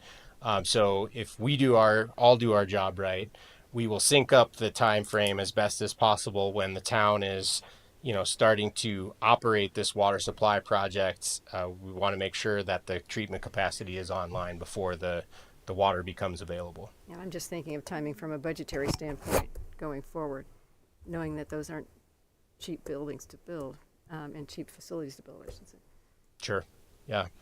Ken, do you want to say anything more about that? I mean, there's a lot there. There is a lot there, and it all is drastically different depending on the alternative that we're looking at. So, but for instance, Pete mentioned 5 years. That's a siting, study, regulatory review, approval, construction. The construction of it, once you get fully reviewed and approved, is probably closer to 2 years. And so that 5 years, we've been looking at it as just kind of a running 5 years. It will be dependent on successful progress of the project Pete's talking about, but also a formal go-ahead from a development partner in that eastern annexed portion of Berthoud. So until we get that, let's back our ears and move forward, fellas. We're ready to do this development. We're not putting the shovel in the ground, and we're instead studying and looking at all our options and being ready to move. The regional consortium that Pete's talking about, I've had it in front of you guys before, and it's called the Hicks Legacy Water Treatment Authority, and that's a group of less than a dozen entities that will look at building a regional treatment plant there. We're tagging along on that to look at whether that would be feasible for us. It may not. Timeline for that is at least 5 years out. There's some interim solutions too. If we need to move quicker than that, we're looking at those also. Do we need to move quicker? I mean, how are we sitting right now with potable water? To serve, and Andrew is going to talk about that at here in just a second. But to serve our plan development that we have in the queue, not including large transformational developments out at I-25, we're in good shape. Okay. Or how long anticipated? Well, we never stop. So the process that we're using to develop water, to acquire water, we're staying ahead of it, and we'll continue to work to do that. Well, so if we stop today, then you're talking about getting water, but we're talking about processing the water, right? Mm-hmm. So our processing facilities can accommodate the water that we're getting? No, they cannot. So we're running in peak periods close to capacity at our existing water treatment plant. Likely board meeting after next, we'll be coming to you with a recommendation to select an engineer to do a water treatment plant study at our existing water treatment plant, and we'll be looking at how to expand that there to facilitate. And then what that'll do is facilitate being able to treat some of these native waters that we've been working to get changed. We have the ability to bring more water down from Carter Lake also, but we need capacity at the plant to do that. So that would be more of that to come, yes. That would be an expansion of existing facility. Yes, ma'am. To accommodate what we know and what we hope to get here in the more somewhat near future, I guess. That's what I can think of. Yeah, that's right. That's right. In our master plan that was 2023 vintage, we had a 1 MGD, 1 million gallon per day expansion planned, and that's what we're doing is we're starting that process of that project. So we may see some budget impact for 2027 and 2028 in that expansion. Is that Yes. Yeah. We have our water fund that is funded by system impact fees from new development. It's pretty healthy, so we have the money to build that plant expansion based on current estimates. It's the next one. Then we'd be looking at possibly some alternative financing for that. But right now, the game plan is a 1 MGD expansion, and I think we'll be able to afford to do that ourselves with current funds. it's nice to hear. I hope that plans out. Yeah. Well, if we'll have plenty of time to mobilize if need be, and we'll know well in advance, of course. Thank you. Yeah. Do we have any additional questions for Pete before we close this portion of the water conversation, and I could open it up for public comment? I have one additional, question, comment. Taking a look at this, I know it's hard to understand shares versus units and what each supplies. I was wondering if we could get kind of a spreadsheet of shares and units that we possess, along with typical acre feet supplied, along with typical price per unit or share, and then just any additional comments on the usage of that. I think if we could have that in like a spreadsheet, that would be pretty helpful. Just like an overview table. Yep. Yeah. Yeah. Yeah, absolutely. Awesome. Sure. The one thing I might caution you about is the price per share or per unit. Those things tend to take on a life of their own and can have market setting implications sometimes, and obviously subject to constant fluctuation too. Understandable. Yeah, sure. No, anything to kind of give kind of a gist of these rates. I know there's a lot more to it than just what you're paying for these. Sure. And, delivery, reuse, those kind of things. But I think anything general would be helpful, I think, for us and the public. Sure. A lot of the information you guys have been talking about tonight, like in a visual format, kind of what Trustee Murphy is saying, that would be very helpful. Would be really helpful. You bet. Yeah. Sure. And to tack on to it, love the memorandum and all of the data that's in there. It's excellent. The presentations are excellent, and I love that we're doing this every 6 months. So keep it up. Thank you. And Sure. I will profess to be a water novice. I mean, being from the Midwest, we never worried about this. We didn't have all of this type of regulation and interaction and decrees and that kind of thing. So I feel like I'm, excuse the dad joke, but getting my feet wet in this. So thank you for these presentations are extremely helpful. Good. So I was going to just go through a couple other things very quickly before Andrew gets to the actual snapshot analysis, and that will inform a lot of your questions. Yeah. So the other master plan goal we talked about was to develop and evaluate non-potable irrigation systems. Andrew's team just finished late last year a non-potable water master plan for the town. And so we're implementing some of the recommendations within that plan currently. One of those recommendations, both from the 2020 master plan and from the new non-potable water master plan, is to continue developing Loveland Lake as sort of a primary non-potable irrigation source for the town. So we've completed one agreement with the Handy Ditch Company for carriage of the Loveland Lake priorities into Loveland Lake. Was previously kind of a gentleman's handshake agreement, and now we have some legal certainty as to the terms and how that works with respect to delivery of those water rights. And then we're also working with Handy on an agreement for delivery of a contract water right in the Handy system that the town owns as well, for delivery of those water rights to Loveland Lake as well. So the idea here is to get some large bulk scale water sources for Loveland Lake that could be delivered to the lake and then used from there for core parts of the town's non-potable irrigation system. In addition to that, we're continuously evaluating different non-potable irrigation systems for new and existing developments, and that's an ongoing process that Ken could again probably talk your ear off about. So the last goal from the master plan that I wanted to briefly touch on is to reevaluate water rates. Again, the term water rates here is meant in the kind of broadest possible sense, but this informs really the reason we're here tonight, which is your ongoing review and evaluation of the town's water dedication policy. So as you'll hear from Andrew, you guys are now doing this 2 times per year snapshot and overview and discussing how that informs the town's water dedication policy. And as part of that, the town is also continuing to review its cash in lieu price, which may not make too much sense. So that's why I have the water dedication basics slide. So these are a couple of takeaways that I took from the water dedication workshop that we did back in 2024.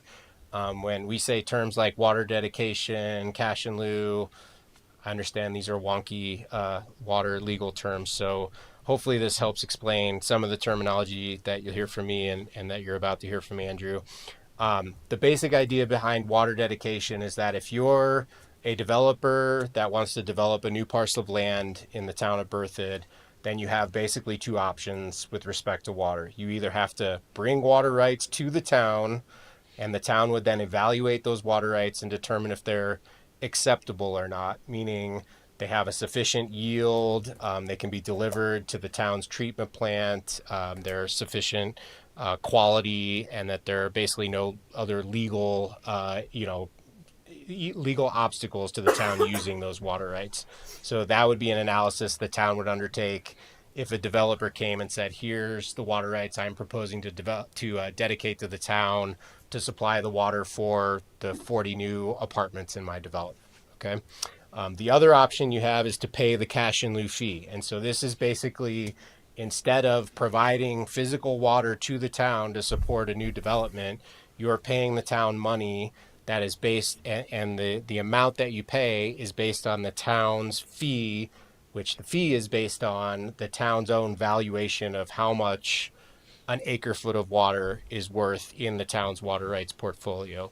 So in Berthoud, currently we do offer cash in lieu, the option of cash in lieu, which basically is an indication that the town has determined you have excess water in your own portfolio that you can make available to new development, and you can price that appropriately so that the town is then recouping the value of its water as it's paying out that water as a supply for new development.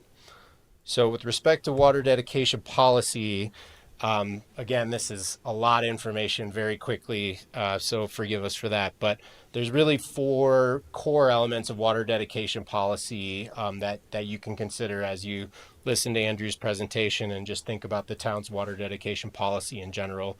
The first is just, do you provide an option for cash in lieu payments or not, right? In some of the more watertight, that's a bad term, but water-strapped communities here on the Front Range, they don't even allow cash in lieu payment, because if a developer brings $50,000, that community doesn't have the ability to provide water from receiving that money, right? They just don't have the water in their portfolio. And so a lot of these communities have basically said, if you want any new development proposal, if you want any building permits or anything like that, you have to bring water rights and bring physical water to our community. Berthoud's in a good position right now where you don't have to be that strict with respect to your water dedication policy. The second element that you can consider with water dedication policy is the price of cash in lieu developments. Quite simply, this is you're putting up a price saying this is what it costs a developer to connect a new tap to the water system in town, right? And so the idea is that the price should be set based on the underlying value of the water and the water rights that are providing water to that tap. Okay. So obviously the higher price, the less the development community likes that, and the more it eats into their bottom line. And when you get to, the fringes of that, it can have significant effects on the rate of growth and development within a community. The third element you can look at is the timing of cash in lieu payments and water dedication. So one good example of this is, generally speaking, the rule is when you need a building permit, you have to satisfy the water dedication requirements by either bringing water or paying the cash in lieu fee. One example of how you can get a little bit creative with this is in the town, for example, the water that's needed for irrigation of common areas like parks and open spaces within a development, Berthoud allows half of that water dedication requirement to be satisfied, and then you can get up to 50% of your building permits for that phase of your project, and then you can pay the other half of the requirement for that phase of the project. So that's a way of kind of incentivizing development to kick off a little sooner than it would otherwise, and making it a little cheaper for the initial stages of development to get started. So that's just, those are aspects of the timing of when the water dedication requirement has to be satisfied, that can affect or that can be informed by the water dedication policy. And then the last is simply the amount of water that you require for each new tap in town. And in Berthoud, it's very simple. In your town code, it says every new tap is 0.4 acre feet per single family equivalent. Again, that term single family equivalent is meant to represent the average amount of water that is used by a typical single family home in the town. And so that allows developers to look at your water dedication code and understand, okay, for each house that I want to build, I need to either pay this amount or bring this amount of water to the development proposal.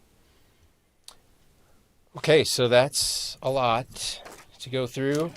Thanks for taking the time, and I'll let Andrew take over with his presentation on the snapshot. I have one question regarding that cash in lieu.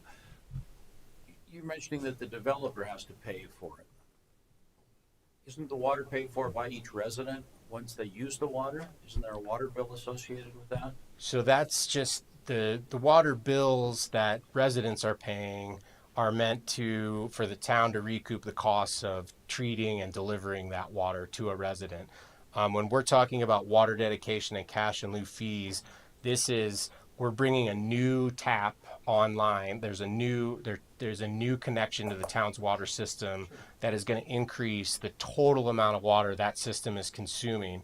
And so that cash in lieu cost is meant to be calibrated to the value of the water that is needed for that new additional incremental use. Sure, but the tap itself doesn't use any water unless, again, it's being run. Well, when a new home is connected, it uses additional water, right? Well, the water's not used until the resident runs the tap, and then they get billed for that water. Right. So connecting a tap doesn't use water necessarily. It's a little bit like the best way I could probably describe it is it's like you buy a car, then you have to put gas in it and maintain it, right?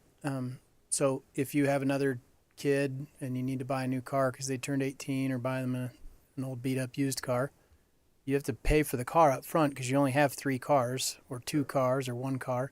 Now you got another one you got to add to the system, and then you got to pay for it to operate it. So the cash in lieu fee is like buying the new car, right? We have X amount of water that we own, like a pot of water, right? And when we add new people to the system, we need to buy more water to expand the pot. So we're buying that chunk of water with that cash in lieu price. Then the monthly fee that you pay is for the treatment and distribution of that water. So it's the operation of the system. It's the ongoing costs of treating and delivering that water that's safe to drink. Does that make sense? So the cash in lieu fee is a one-time fee, right? That is just a fee that's paid. So then you can get a building permit to allow you to connect to the water system. The user fees are, right, just monthly fees that you're paying every month to defray the O&M costs of providing that water to you.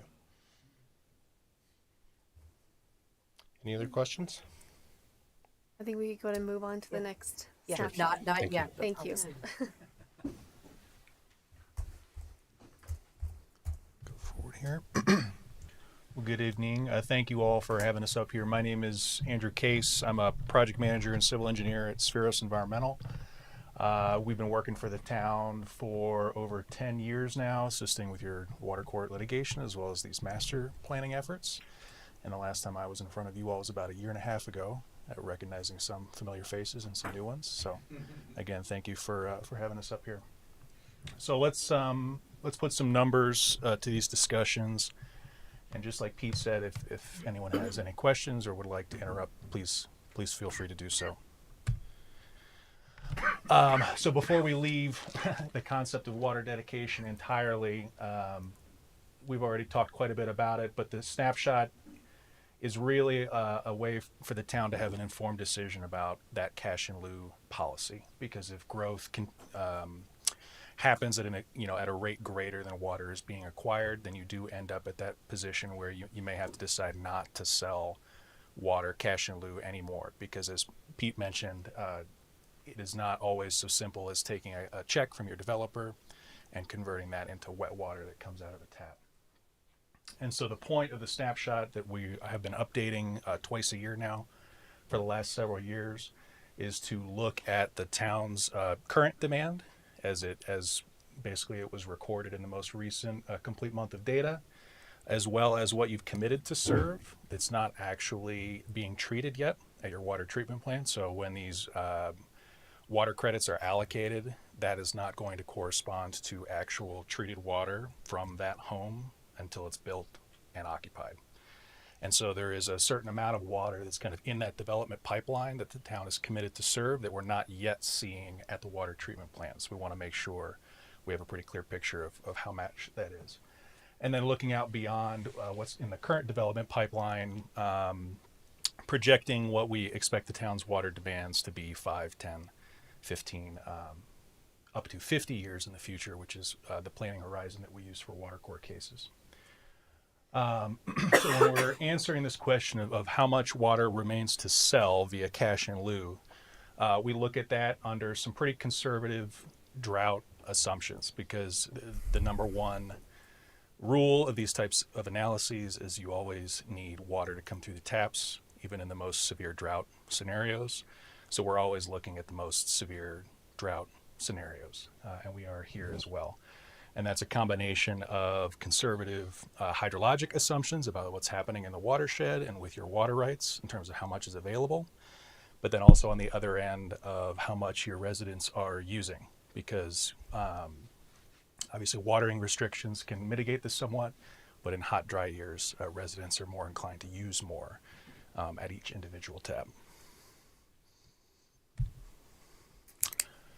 So a summary again of the towns. We've boiled it down here to mainly just potable water supplies, because that's what we're looking at for the snapshot, is what's being treated and used by your residents. And so that's what this summary is here. You can see the big bulk of your water supply is that priority 1 decree water that the town has relied on for many decades now. About 1,800 acre feet, an additional about 650 acre feet associated with the town's CBT units. And then we get into these native shares that we've already discussed somewhat. The asterisks here refer to a portion of the town's Handy Ditch shares and Ryan Gulch shares that are currently being used to irrigate the TPC Colorado golf course, as well as that surrounding community. That water has been earmarked for those irrigation purposes, so we've taken it out of the snapshot for what's available for treatment and distribution. And then the supply that really is the variable in this equation is the Windy Gap water, which Bradley and Pete already discussed this at some length, but that supply varies pretty significantly year to year. In very dry years, it might not pump at all. And in very wet years, you'll get closer to the 100% allocation of about 950 acre feet. And so that's why we're evaluating firming options for that water supply to kind of smooth out that variance. So again, in the worst years, there's still a reliable supply for the town. But here we look at basically 3 different scenarios. The worst case scenario, which is nothing for Windy Gap, an average year scenario of 63 acre feet per unit for the town's 10 units, and then that firm scenario of 95 acre feet per unit for the town's 10 units. And so under each of those scenarios is how we arrive at those total bottom numbers, which basically says that depending on whether it's a wet year or a dry year, the town's annual water portfolio varies from about 2,600 acre feet to about 3,600 acre feet. Any questions on that? So here is a graph we put together of the town's raw water demands over the last 15 years or so through the end of 2025, because that's obviously the most recent complete year. And you can see on the graph that the growth the town has been experiencing. Obviously, that's tapered off somewhat in recent years. Just the housing and development market has not been as great. But one thing I'd like to draw attention to on this specific graph is that 2023 number where you see a big dip. Some of you may recall that was a really wet spring and early summer. And it's interesting because if we were to overlay this with a graph of the total number of accounts the town has served, that number just goes up over time. And so we want to be really careful looking at years at 2023. That was low due to low demand, per tap demand, but the town is still growing. And I would imagine I'm very interested to see what 2026 looks like once we have the complete year of record. I think that's likely going to be going to replace 2021 as the representative drought year that we use for this analysis.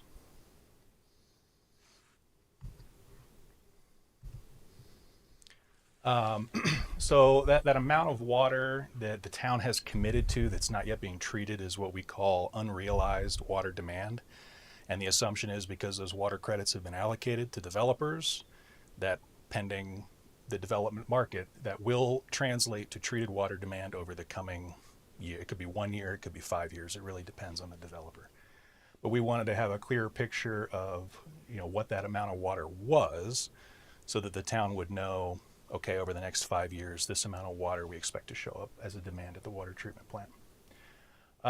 Currently, I guess backing up a little bit, our firm had put together what we call like a water bank tool that allows the town to track the water that's been allocated to developers, and when a building permit is issued, can deduct from the credit that they have, and that's a way to track essentially where these developers stand with how much water they've paid for and how much still remains to be allocated. We use that tool to do this estimate, and the current estimate is about 535 acre feet. Water credits have been allocated but haven't had associated building permits issued, so it's still waiting for construction. That's down from 644 acre feet in 2024. That's actually a typo there. 2024 was the last time we were in front of you all, and so it's gone down since then. That's a result of the development market slowing down, and so the existing development pipeline has continued to progress faster than new commitments are coming in. Any questions on that? Yeah, is the acre feet here, when it's committed to developers, is this kind of like a placeholder? Have they already paid for that? They've paid for that. For all of it? Yeah. That was through the cash and loan. Mm-hmm. Yes, that's right. And so at this point, the town is there's a lot of factors that go into that, but the town is waiting for those projects to proceed. And once they're issued permits and constructed, occupied, then we will see it on the treatment side. Okay, got it. So the snapshot, we put together a drought year model to look at this, where we use, currently it's 2021, which is the most recent representative drought year, where the average Berthoud customer used more water than basically any other drought year going back. 2012 might have been a little bit higher, but it's too far back. And so what we assume is that we get another 2021, and 2026 may actually be worse than 2021. So we will update our representative drought year if that's the case. But the point of the analysis is to estimate what would happen at the current number of customers that you're serving and what we're projecting you'll serve in the next 5, 10, 15 years if we get another 2021 and customers use that much water again, because that's the most severe drought that can kind of be contemplated under current conditions. Returning to some terminology that Pete was using for single family equivalents, here that lets us consolidate the different varied customers that Berthoud serves. So there's different size residential taps, there's commercial taps, there's multifamily taps, you have schools and a dairy, and obviously they all use different amounts of water. The SFE notation lets us basically say that the dairy is worth 100 single family equivalents, and each school is worth about 35 single family equivalents, and then we can boil it down to a single number. So as of April of this year, the town is serving almost 9,000 existing actual and unrealized SFEs. So it includes that number on the previous slide about what's in the development pipeline. Under each of these scenarios, what we do is we estimate the demand for a given number of SFEs in each month out of the year. And then we step through each of the town's water supplies, what we expect to be available in a drought year, and allocate the demand to each of those supplies. And if we get to the end of that allocation process and there's still demand remaining, that water is withdrawn from Berthoud Reservoir for treatment up to a certain amount. 200 acre feet is what we've assumed for this. And if there's still unallocated demand, then that the model is, we've modeled a demand that's too high, and we basically reduce it until it works. And that's how we come up with these three different results.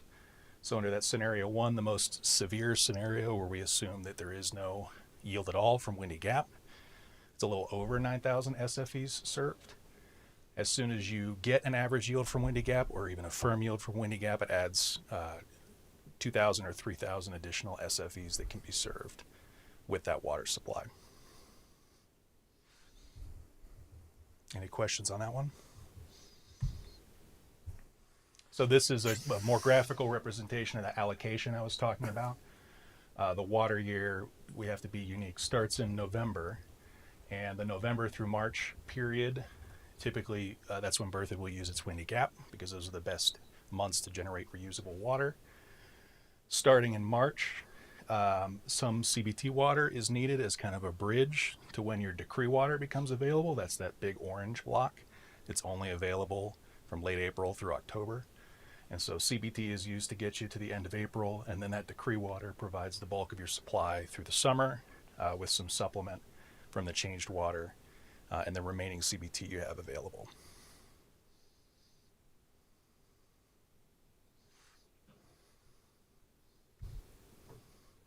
And then this is the more forward-looking projection. So you can think of the axes on this graph. We've got time along the x-axis and then the amount, volume of supply or demand. On the y-axis, the horizontal flat lines represent those different demand scenarios. So the most conservative scenario towards the bottom, that's the purple line, and then the fully firm scenario is that red line towards the top. And the two curved lines represent, the solid one is your actual treated water demand, projected out. Obviously, we don't have actual data for these future years, but based on recent growth in the town, we've projected it out. And then the dashed line is that amount added to it, that unrealized water demand, so what's been committed. And what you'll probably notice fairly quickly is that we just crossed over that committed demand line under the most conservative scenario. I don't think that's anything to be alarmed about. It just means that what's currently in the development pipeline over the next 5 to 7 years, if the town were not to acquire any additional water over that time, it might be worth evaluating the cash in lieu as that gets closer to that point. But what this also shows is that the actual treated or raw water demand over that time, under fairly aggressive growth projections, we don't see there being an issue until about 2029. Under those more average and firm scenarios, that gets pushed out to about 10 years away. So yes, the town's in a good place. Any questions on that one? I would just like to clarify, and Yeah. I might fumble my way through this a little bit, but the scenario 3 with the firm Windy Gap yield, those were the scenarios you guys were talking about having different storage facilities for Windy Gap. That would increase our ability to have those Windy Gap units, correct? Yes, Okay. because the situation right now with no firming storage is in a very wet year. Well, in an extremely wet year, the yield of Windy Gap can be impacted negatively. But let's say in a moderately wet year, you get a lot of Windy Gap water. But in a wet year, you probably don't need a lot of Windy Gap water. Demands at the house are going to be lower. Your other water rights are going to be yielding more.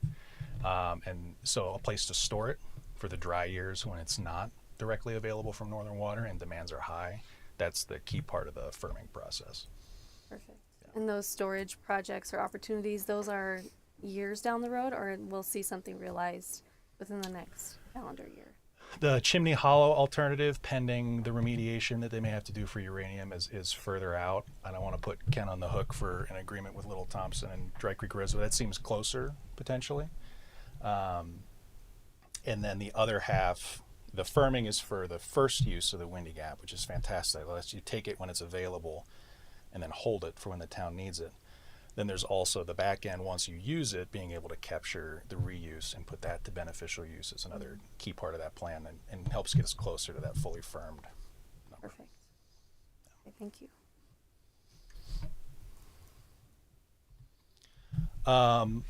So our conclusions from this, not a lot has changed between the last snapshot and this one, and that's going to happen in 6-month stretches where the town doesn't acquire new water and development has kind of slowed a bit. But if the market picks back up, there's water available to sell cash in lieu. I'll bring up again this decree that we just got entered for Milliken and Section 20 reservoirs. That's a key component to storing the reuse from the Windy Gap. And pending the agreements with those entities to store that, that is something that the town could be doing even before a water treatment plant is constructed, is storing that water if it's available. And then there'll be a nice, robust bank to pull from once water can be treated. Is it one of those where we can store it there while we're figuring out how to treat it, or is there like with the agreements in place? Yes. Agreements in place. And then you'd have a full bucket ready to go once wells start to pump. Mm-hmm. Not strictly necessary, but if the agreements are in place, the town could do that. And yep, every 6 months we'll provide a similar update to the town. It'll be a little more, that timing will be a little more crucial once development picks back up and permits are being issued, and we're seeing that number tick up a little faster. But Awesome. Great presentation and very thorough update. These are going to be really helpful to see as we progress. So thank you. Do we have any questions before we open it up for public I have comment? one question. And I don't know the name of it, and maybe it's all been covered here because I assumed you would have mentioned it.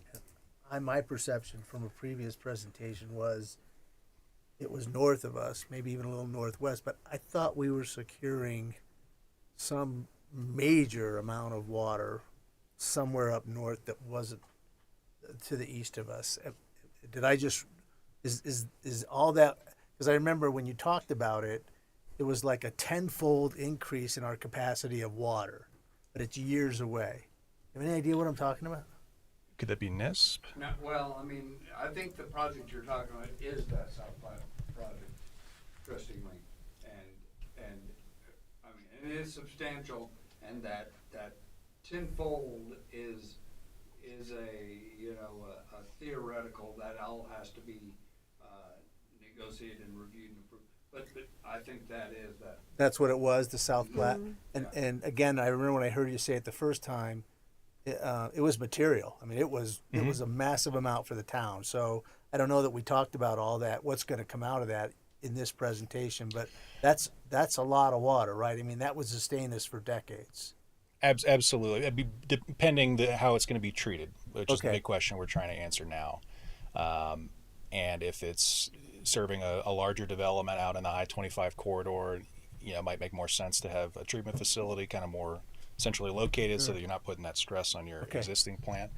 But I mean, it's part of the reason why we moved down to the Platte from the Little Thompson, because coming out of the 2020 master plan, that was one of our big takeaways, is to look at the feasibility of a well field and a reservoir near your wastewater treatment plant, because that would be the most efficient way of reusing the water. Is it's discharged to the stream and then you store it.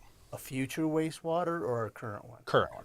Okay. Current one, right in that vicinity, and that would have also reduced the pipeline infrastructure back to town. It would have been great. Little Thompson River is quite small. It doesn't have a great alluvium, and so we were concerned about it was going to be cost prohibitive to develop that, and the long-term yield was going to be pretty low. And when you just showed the three scenarios, did that include the South Platte water? No, it doesn't. Okay. Because those agreements are not in place yet. They're not. No. Those wells that will be developed in the South Platte are going to be junior water rights, as Pete discussed, and so they're going to need to be in an augmentation plan, which means every acre foot you pump, for the most part, needs to be replaced, and that's where the stored water comes in. Thank you. Yeah. Awesome. Okay, we will open this up for public comment. Is anyone in the audience who would like to speak to this agenda item? Okay, we'll go ahead and bring it back for any additional follow-up comments for the presenters. I had one question. There's a reservoir called something Gulch. Is that Ryan Gulch? Ryan Gulch. Yep. And so you mentioned that the TPC is pulling from Ryan Gulch, and I was under the impression that TPC is pulling out of Welch and a pipeline that's coming down from Carter, and they have an option to switch a valve from Welch or the pipeline coming down from Carter to go into the golf course ponds to irrigate the non-pot residents and the golf course. That's right. So the Ryan Gulch water, before Berthoud acquired it, was owned by the Handy Ditch Company. And what they would do is release it from Ryan Gulch Reservoir to the Big Thompson River, exchange it up to the Handy Ditch head gate, and divert it into the Handy Ditch down to Welch Reservoir. Okay. And so we're essentially operating it that same way, and then just trading it with Handy for water that can be used on the golf course. The physical water and Ryan's Gulch Reservoir is not making its way to the TPC Gulf. Exactly. Yeah.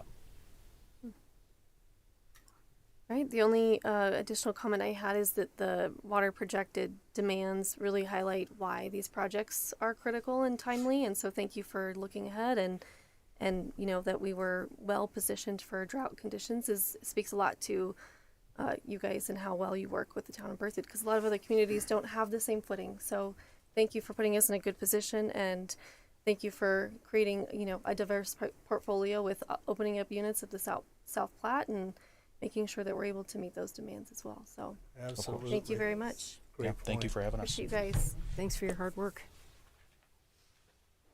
All right, does anyone need a 5-minute break before we move on?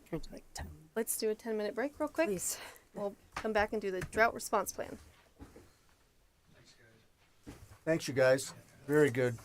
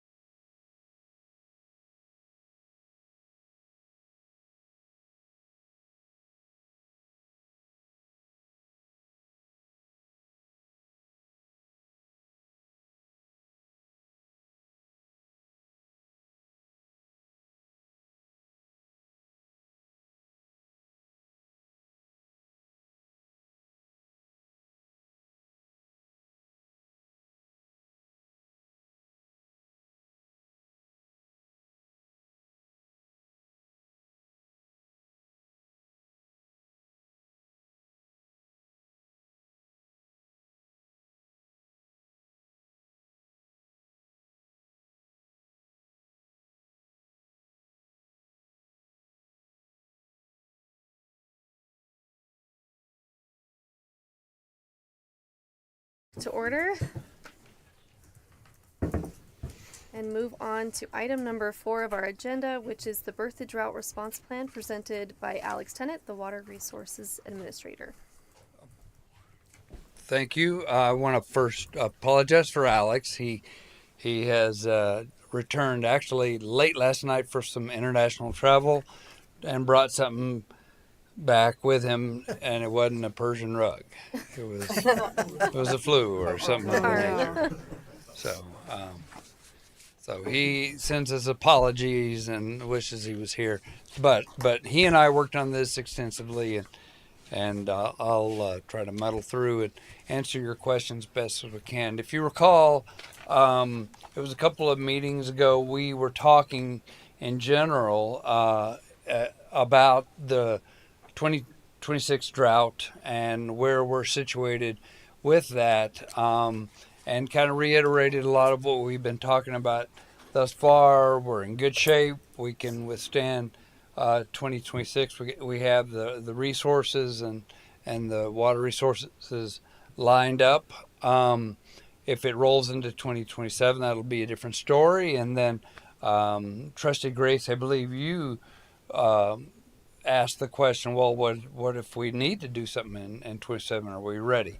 And so we agreed to put together a draft drought response plan. So that was what was in your packet. And so I want to kind of walk through that with you and our thoughts on that document. Again, it's kind of our first stab at a draft plan, and some things that it addressed is how we would work our way through a drought response, who would be making decisions and why, and what would be the triggers and how it would be implemented, how it would be enforced, et cetera, et cetera. So that's kind of what we've put together.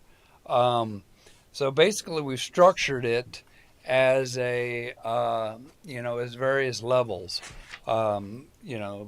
Standard SOP is in green, and then you move into level 1, level 2, level 3 as things get progressively worse. And then here is, and then kind of the way we've described these triggers are we're looking at our supply and our key supplies, CVT. If Northern Water, they for example this year gave an 80% quota. If for some reason there is not enough water in their system and we have a dry year, which would normally result in a high quota, but it's a low one because of their lack of supplies, that's an alarm bell that needs to go off, and there would be lots of warning. They would do an initial quota in the fall, if you recall, and then firm it up in the following spring.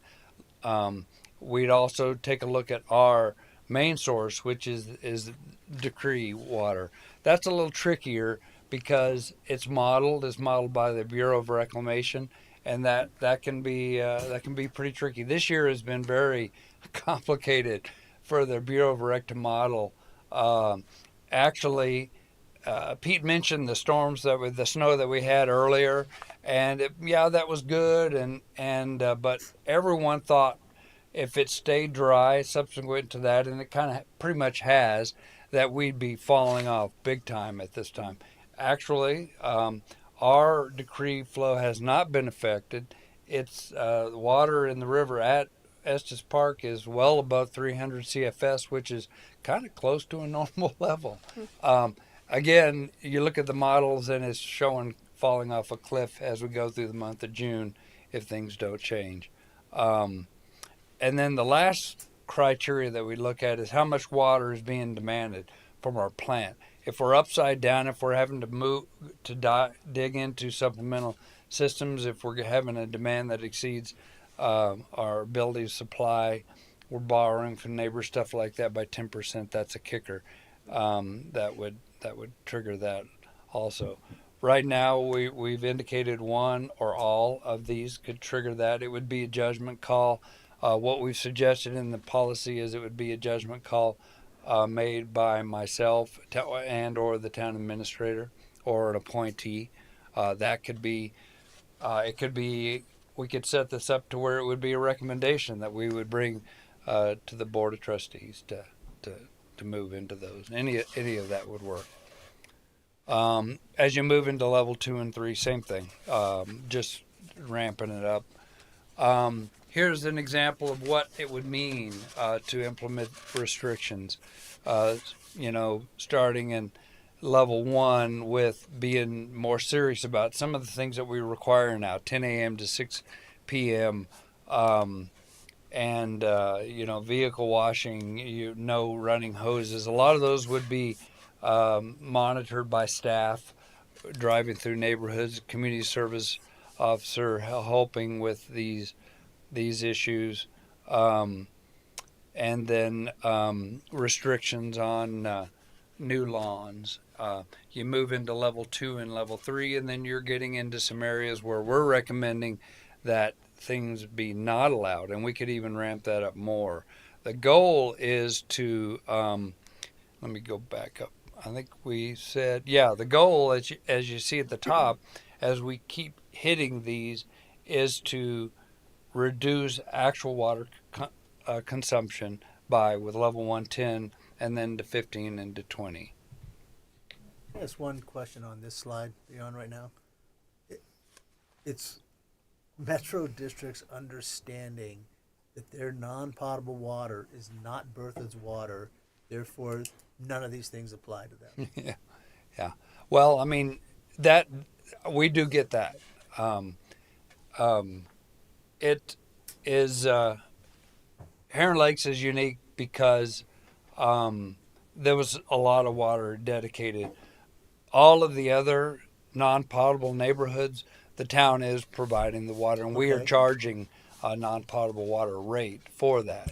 So that feels a whole lot more like a normal potable water bill. It's just a little bit less. Okay. The one caveat to that is Gateway Park, right?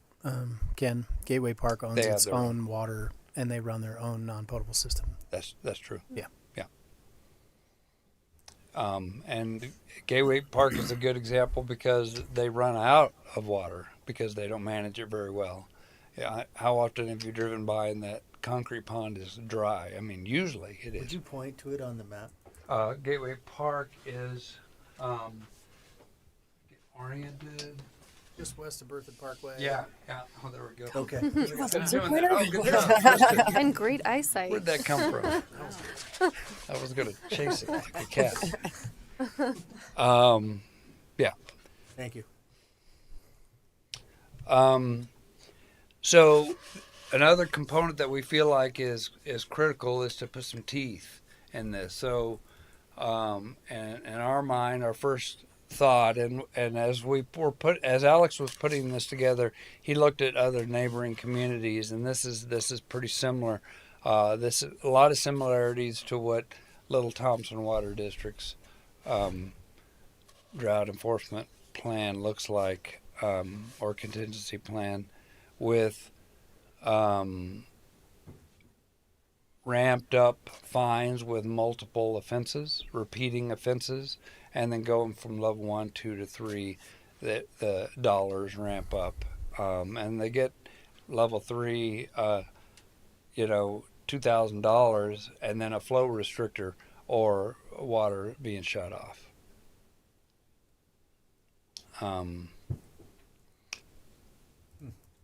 A variance. So you get into anything and nothing's ever cut and dry, nothing's ever black and white. So you need to have a mechanism so that you can hear somebody who's coming to you with a request for a variance for a certain thing. So that structure was added to that. I think this is what we have outlined there is reasonable and functional for that.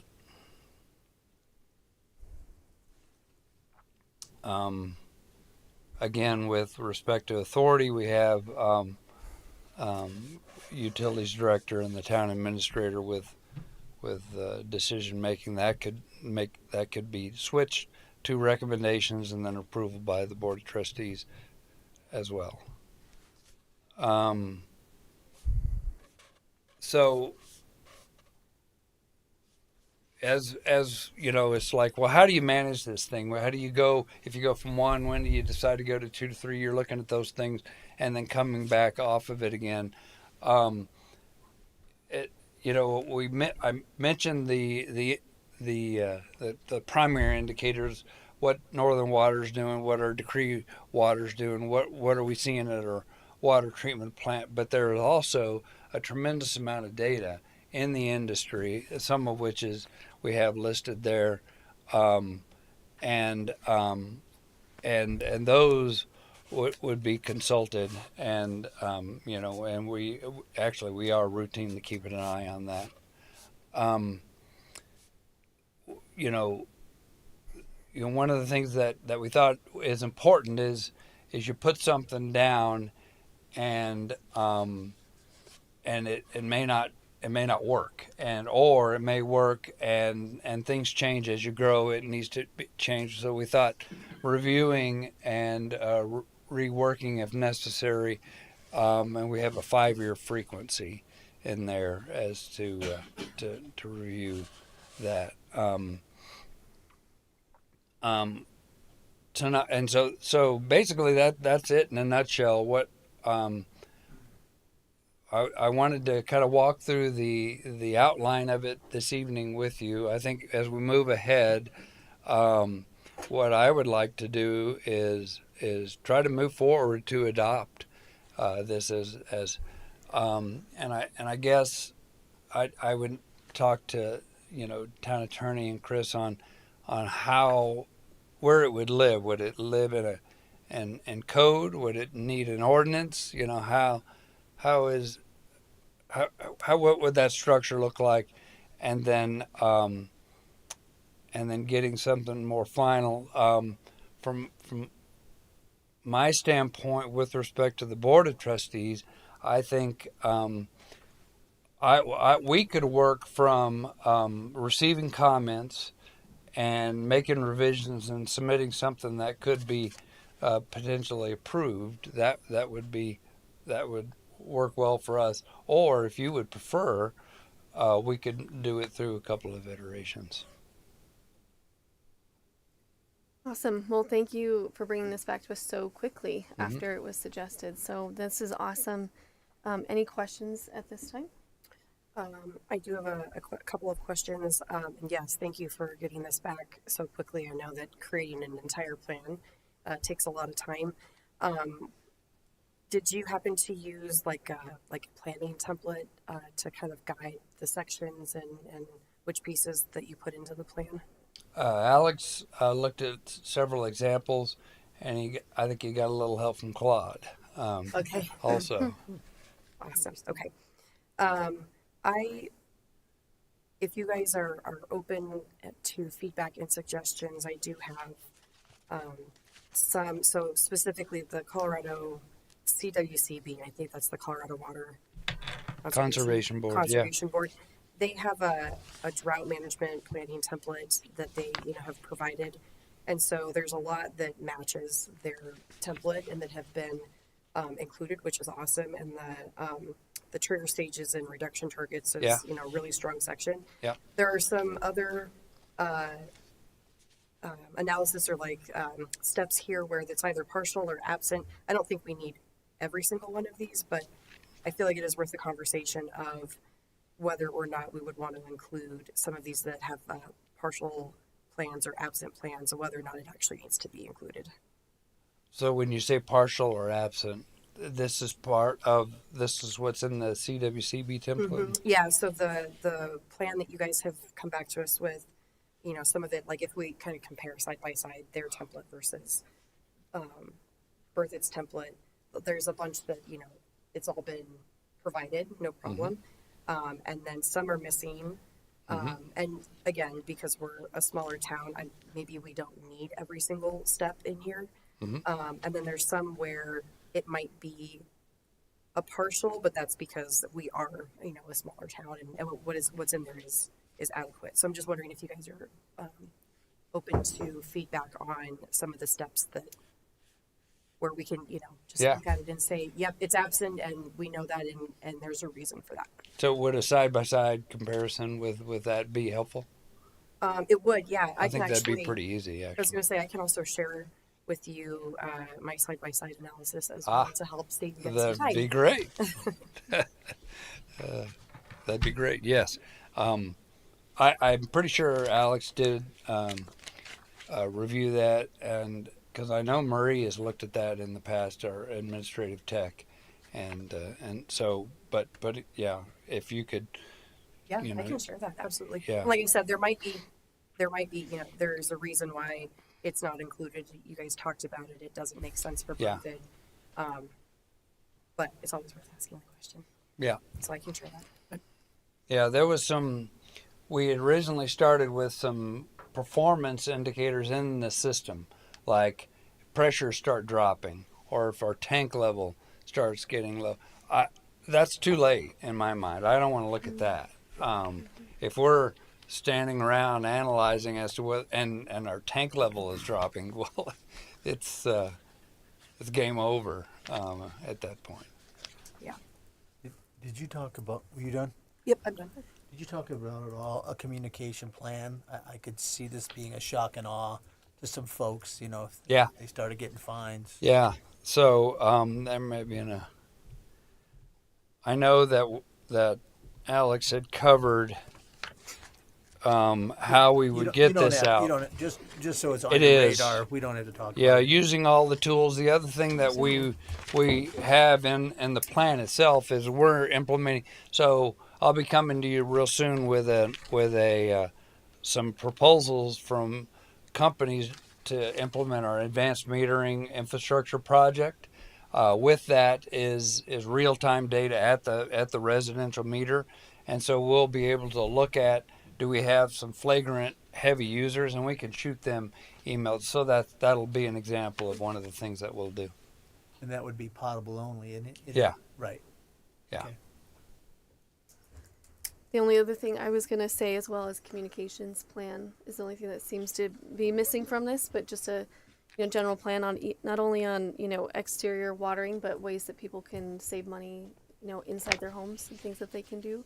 Would be nice to have in there, but Good idea. in general, I think this was incredible as a policy to adopt in some type of way that we give authority to the water department to know when these triggers need to happen, and how we can come alongside and support that, but giving the authority back to you guys is saying, thank you for giving us the guide, but if you see the need, you will know how serious it is. Just so I understand, when you talk about communication, I'm looking at the plan, and we do have in 4.5 different communications at different stages. Yeah. And so that is in the plan right now. So is there something? I didn't have it in the PowerPoint. Yeah, there's. So it is in the actual written Yeah. plan.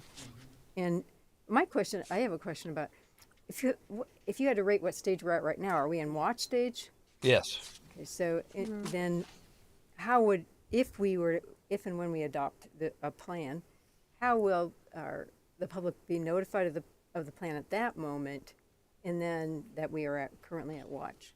Would we be doing something like these things, or one of these levels in 4.5 in the actual plan? That's right. So and 4.5, for example, if we decide we need to kick it to level 1, then we would have press releases and billing inserts, and there would be more that we would need, and I would work with Stephanie extensively on just how to roll that out. I would think in all of these levels, using our AMI technology would be important.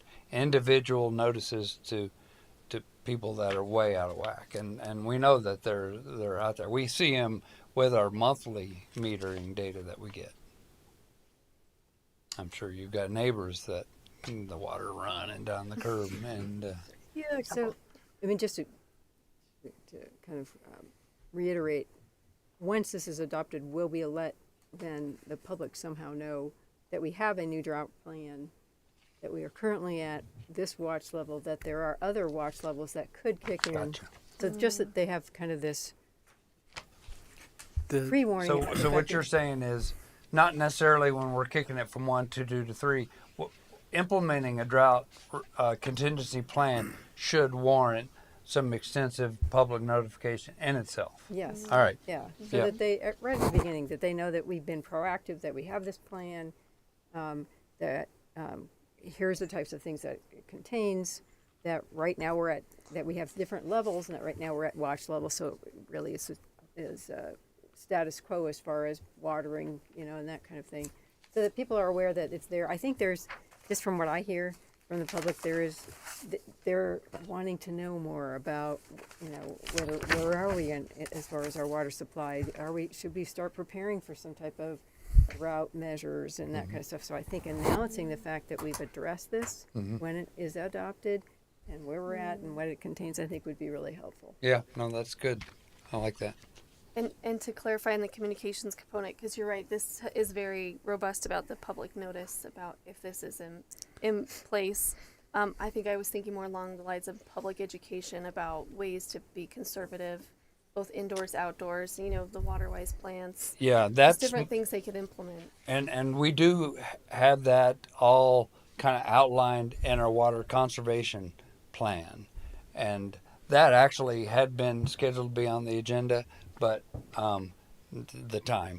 So that maybe next meeting, maybe the meeting after that, and that'll address extensively all of the tools that we can to conserve water in general, wet years, dry years. Well, I think going out with that initial announcement of adopting the plan, providing that information at the same time might be helpful. I think we can confidently say we'll be very aggressive in putting out public information, websites, social media, press releases, all of the above, if and when this plan is adopted. Yeah. Yeah. Thank you, Chris.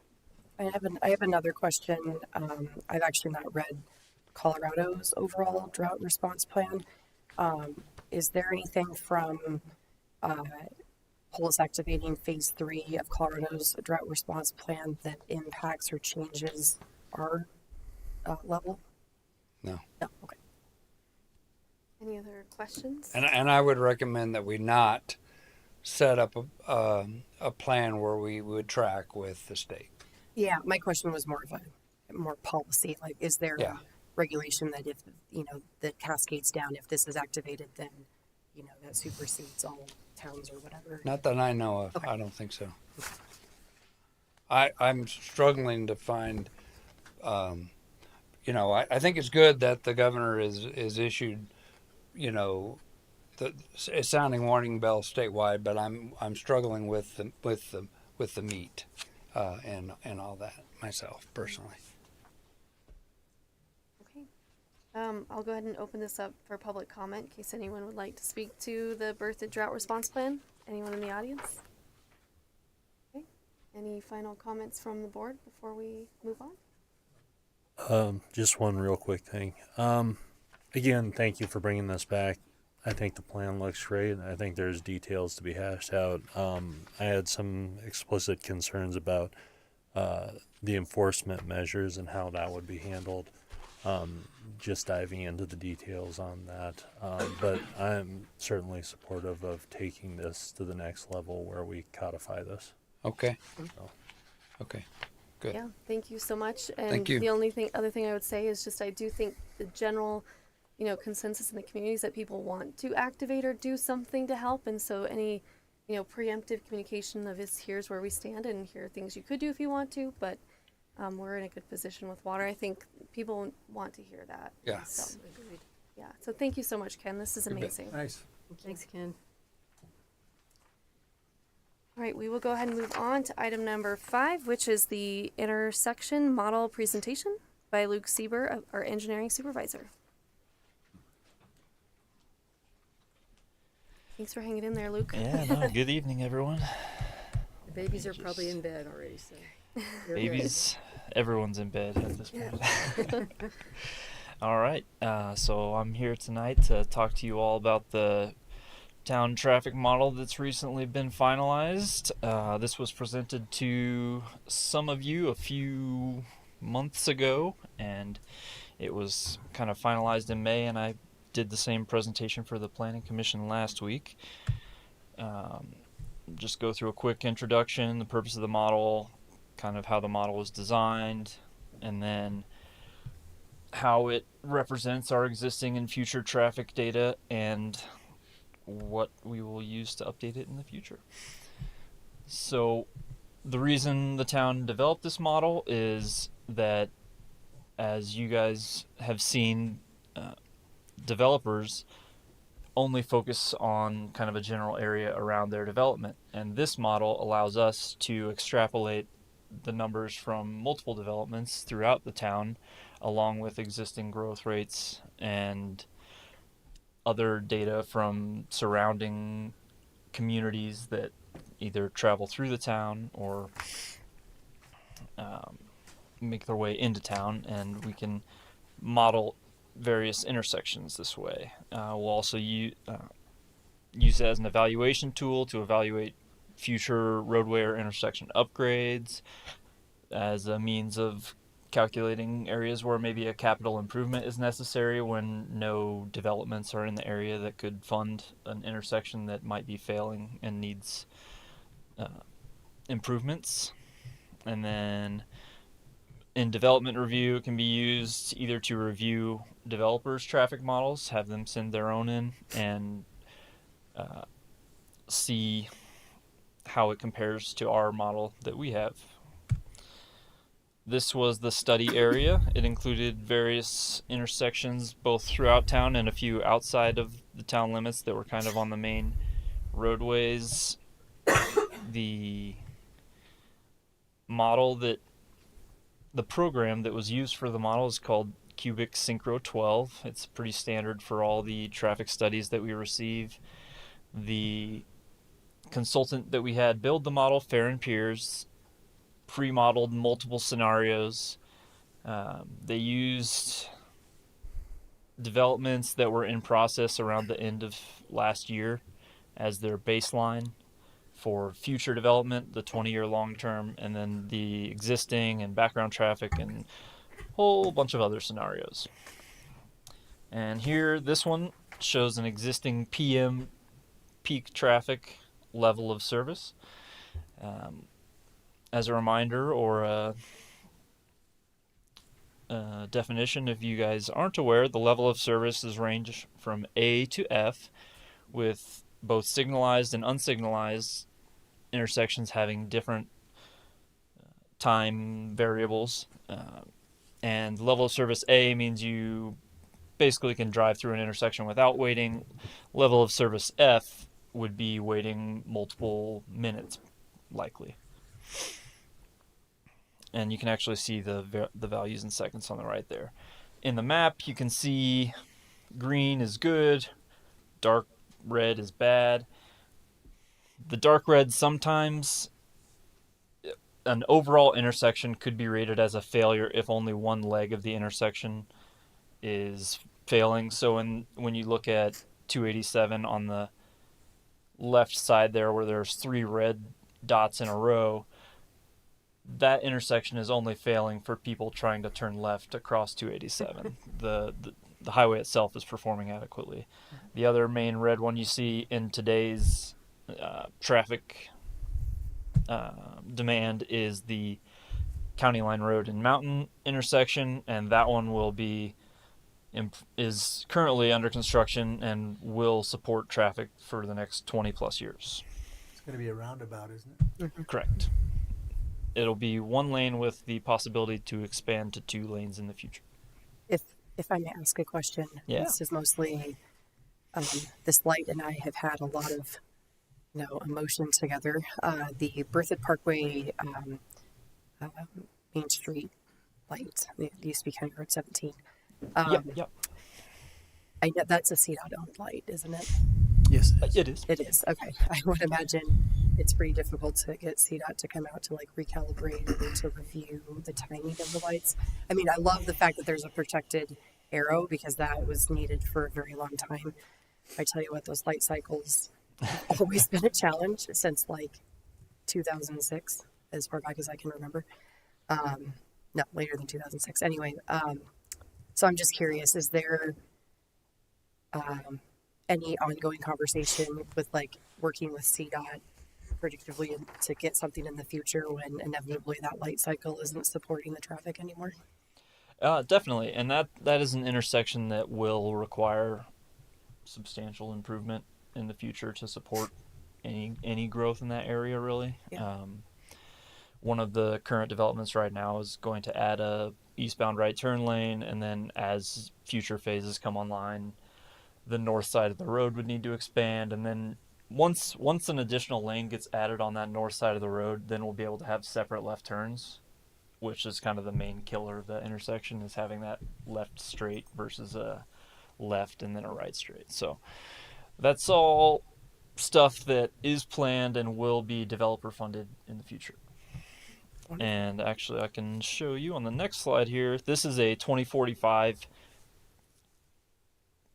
level of service, showing all the improvements from current developments as of late last year.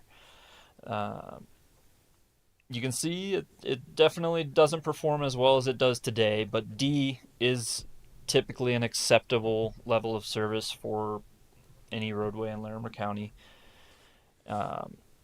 Some of the interesting ones in the model that are shown as dark red is 287 and Mountain, and that 287 and Mountain one is assuming there are it's a 4-lane both way and double left turns on every leg, so that is an interesting one, and we're hoping to have an additional signal somewhere on the Berthoud corridor to help be a relief valve for that in the future. That has been modeled on County Road 4E, which you can see is a green dot on the south side there. Another intersection that is a concern and CDOT is actually working on is at 287 in Berthoud Parkway, and that one, the main driver is traffic coming from Longmont and driving into Loveland. So it's mostly background traffic from other developments, but it is in our jurisdiction. I can tell you those. Sorry, go ahead. I was just saying, but this is if we don't do anything. We just do all these developments. We don't do anything until 2045. But in most, just from my experience, when new developments come online, we have traffic studies, and if they do indicate that things need to happen, those things would happen. So this is worst case scenario. We do nothing. This one is we do everything. We do everything. So that's what this shows? It's important to remember, though, that this is if the developments build the improvements that are specified in their traffic studies and their approvals, that's what this is. What this indicates is that the town will have some other responsibility to make traffic improvements, and we collect traffic impact fees from every house and every business that builds in town. Right. And we save that money to make these kinds of improvements. So that's what those traffic mitigation fees are for, is to so in other words, is to make traffic improvements that are more regional in nature and not just development specific. So in other words, this, just to make sure I understand, this anticipates making changes that we may see in traffic studies for these future developments. But what this would indicate is that we need to do more, potentially using those fees that Chris was talking about. Yes, and the reason you might see more kind of warmer shades here is that there will be a lot more traffic coming through town, but with these improvements, even though it may not perform as well as it does today, it still performs acceptably in a lot of areas.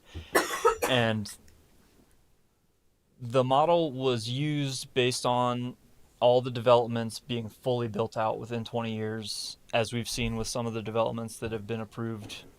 They sit there quite a while without development. So this is kind of a worst case scenario if everything were built out perfectly per plan and I think improvements were needed. It's important also to remember, I get twisted up about this a little bit too, but like if my 17-year-old comes home with a D, I'm upset about it, right?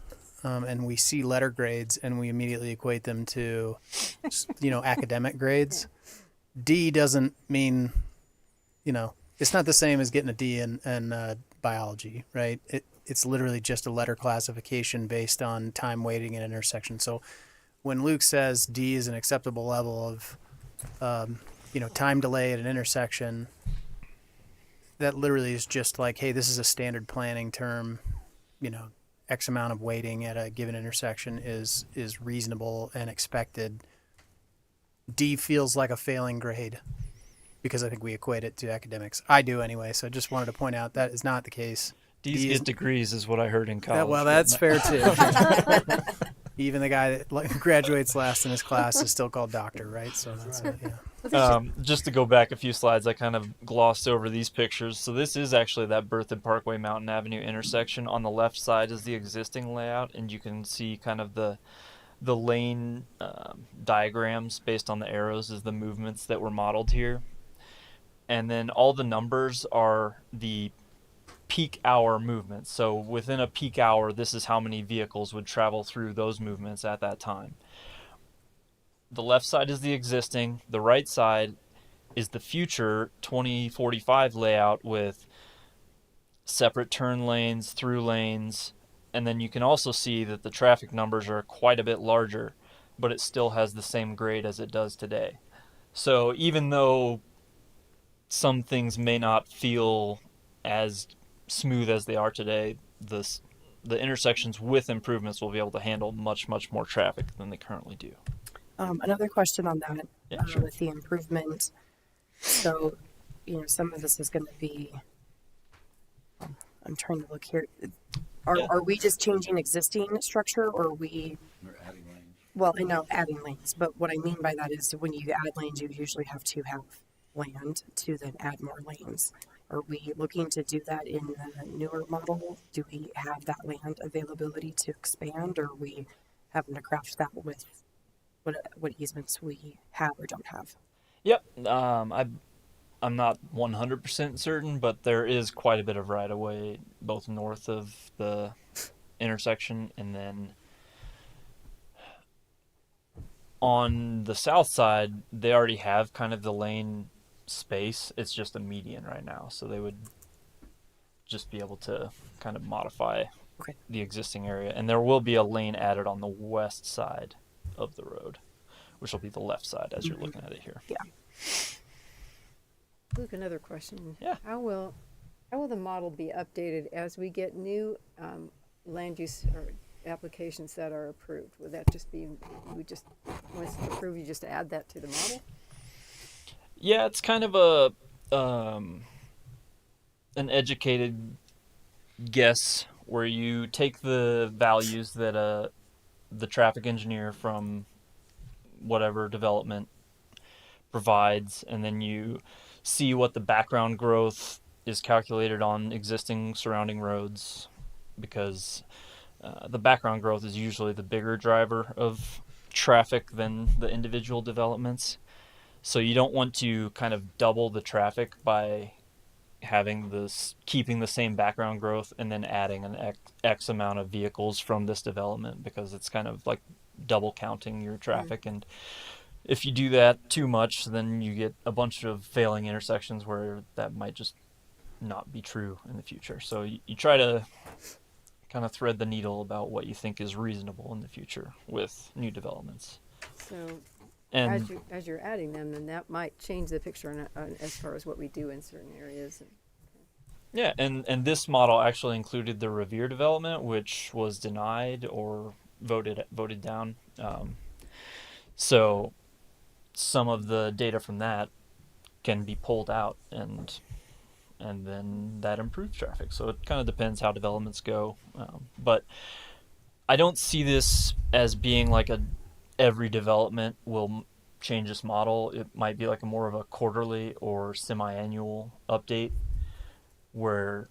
because it takes time to go through every intersection and kind of look through every single movement of everything and kind of extrapolate it through the model. So I think it'll be something that it's a new program, so we're kind of still figuring it out, but that's what I'm envisioning right now, seeing kind of sporadic updates as developments go through, because a lot of the larger developments that would actually affect the traffic model take years to develop. So it's not like we're in a huge rush when a development first gets arrived. Right. Do you have a timeline on expanding these roads? Because remember, All the improvements that are required were pulled from existing development traffic studies. So as the developments get approved, Legacy Park, Farmstead, the developer will be the ones required to put those in, unless there's an area where we find there isn't a developer in the area and we need to figure out a way to do something ourselves. Or There's no timeline for those types of no, we don't have any specific timeline. It's typically up to the developer and how well they address town and referral agency comments and get through the process and get their construction approvals. And just to kind of wrap up here, I think the ongoing use will be comparing existing conditions to future volumes with and without infrastructure improvements, seeing where our existing infrastructure is adequate and where it needs help. Using it in capital improvement infrastructure decisions, development review. If we have a transportation master plan update, this model will be invaluable to kind of show where the traffic is going and our most important roads and intersections.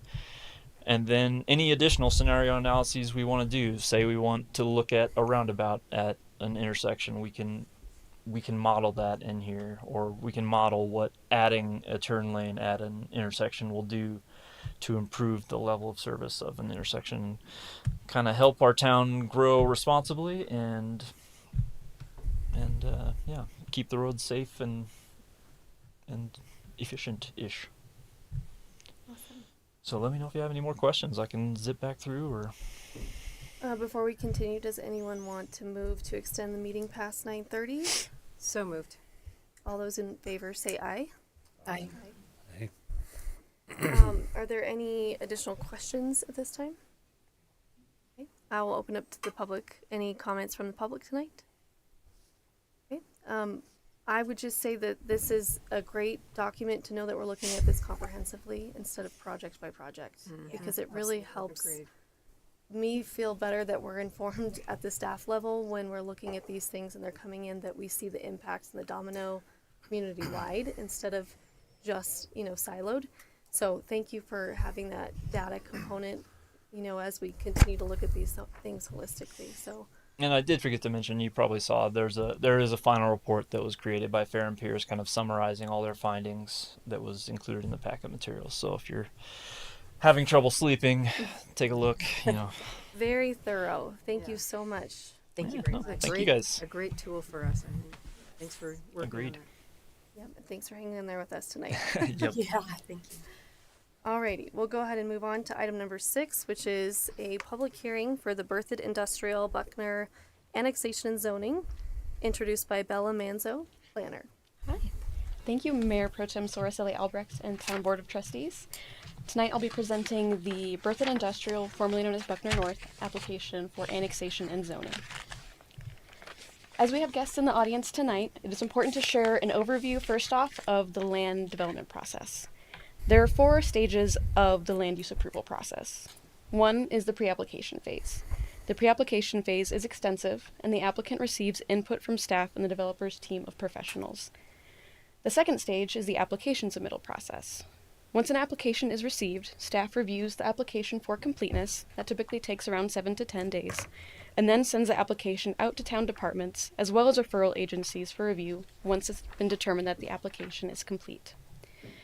Typically, staff and referral agencies have 4 weeks to review the application from their perspective and provide the staff planner with their comments to be sent to the applicant to address with the next submittal. The applicant then addresses comments, seeks clarification from staff and referral agencies, and then makes their next submittal. Typically, most applicants resolve comments in 3 to 4 rounds of review. However, some can take significantly longer. Some applicants determined that the town of Berthoud isn't right for them during the development review process, and the town has had several submittals in the past be withdrawn after the applicant has received comments during stages of review. Once an application is ready for public hearings after those subsequent submittals, staff sends notice per the notice requirements as detailed in Development Code. The public meeting as the 3rd stage, which is where we are this evening, we'll review that a little bit more on the following slide, but it consists of a staff presentation, a presentation by the applicant, public comment, the applicant's rebuttal period if necessary, and the town board discussion and voting. The fourth stage are post-review actions. So after a public hearing, in this case for an annexation, should the application be approved, the applicant enters into an annexation agreement with the town, memorializing development expectations, and the applicant then starts preparing for the next development review stages, if those are applicable, and then documents are recorded. To dive into where we are this evening during the public hearing, the order of business is displayed on this slide. First, the mayor, or in this case Mayor Pro Tem, will open the agenda item. Staff introduces the agenda item and provides a presentation, which is where we are right now. Staff's concerns during the land approval process generally focus on how an application meets the intent of the comprehensive plan vision, the steps outlined in the development code for specific application materials and processing, and whether the applicant has included the design and development standards required into the application. Then, the applicant makes their presentation. The mayor then opens the public hearing portion of the agenda item, accepts public comment, and will then close public testimony.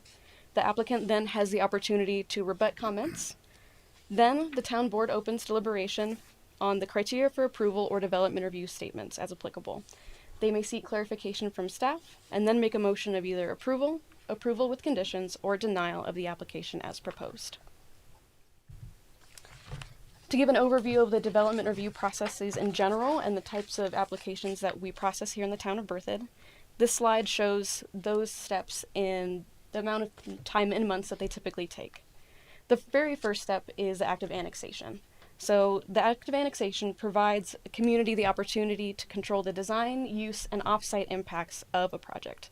The zoning classification provides then a category of uses intended for the property. A property must be zoned at the time of annexation.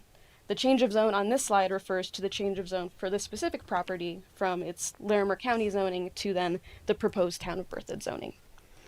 The applicant is not proposing further development at this time, and as such, the other land use processes you see on this slide were not triggered. However, if they wish to develop in the future, that may trigger additional phases of development review. For this application specifically, because it is coming in as an M2 requested zoning, we would most likely see a use by special review or site plan application, and not these ones that are in the middle, the neighborhood master plan and preliminary plat. So this specific land use matter on the agenda this evening is the Berthoud Industrial Annexation and Zoning Request. The Berthoud Industrial Annexation consists of a relatively small parcel that is just under 2 acres. The subject property is shaded on the slide before you in bright blue. The property is located west of and adjacent to First Street, east of Clayton Place, north of West County Road 10E, and south generally of East County Road 12. This slide goes into the zoning request. The slide will largely look very similar to the slide you just saw discussing the annexation request. The applicant is requesting to rezone the property from Larimer County CC, commercial corridor zoning, to the M2 industrial zone district, within the town of Berthoud. Again, the subject property is shaded before you in bright blue, and zoning is required at the time of annexation. The slide before you now details the future land use map. The subject property is pointed to in those bright blue arrows again. This map establishes a vision of what land uses could be appropriate as the town of Berthoud grows. The property being considered this evening is envisioned in the future land use map for designation as the Innovation District Character District. So per the 2021 comprehensive plan of which this map is a part, the Innovation District Character District is envisioned to continue supporting existing technical businesses and production uses, while also integrating emerging business types, such as those that focus on research and development, industrial uses, technology startups, maker spaces, and other related commercial and industrial type uses. Per the 2021 comprehensive plan, relevant zone districts within that Innovation District Character District include light industrial, which is M1, industrial, M2, which this applicant is seeking, mixed use, which is R4, and general commercial, C2.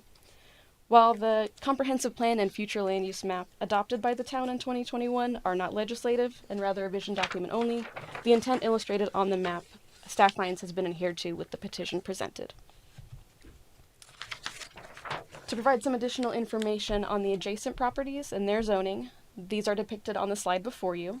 Those areas shaded in darker gray are currently zoned M2 industrial within the town of Berthoud, so those are within town limits. And those areas shaded in the lighter gray are zoned M1 light industrial within the town. Those areas shaded in the orangish color are currently zoned C2 within the general commercial, so that's that darker orange there on the right side of the screen. And then the area shaded in the light orange is currently CC commercial corridor in unincorporated Larimer County.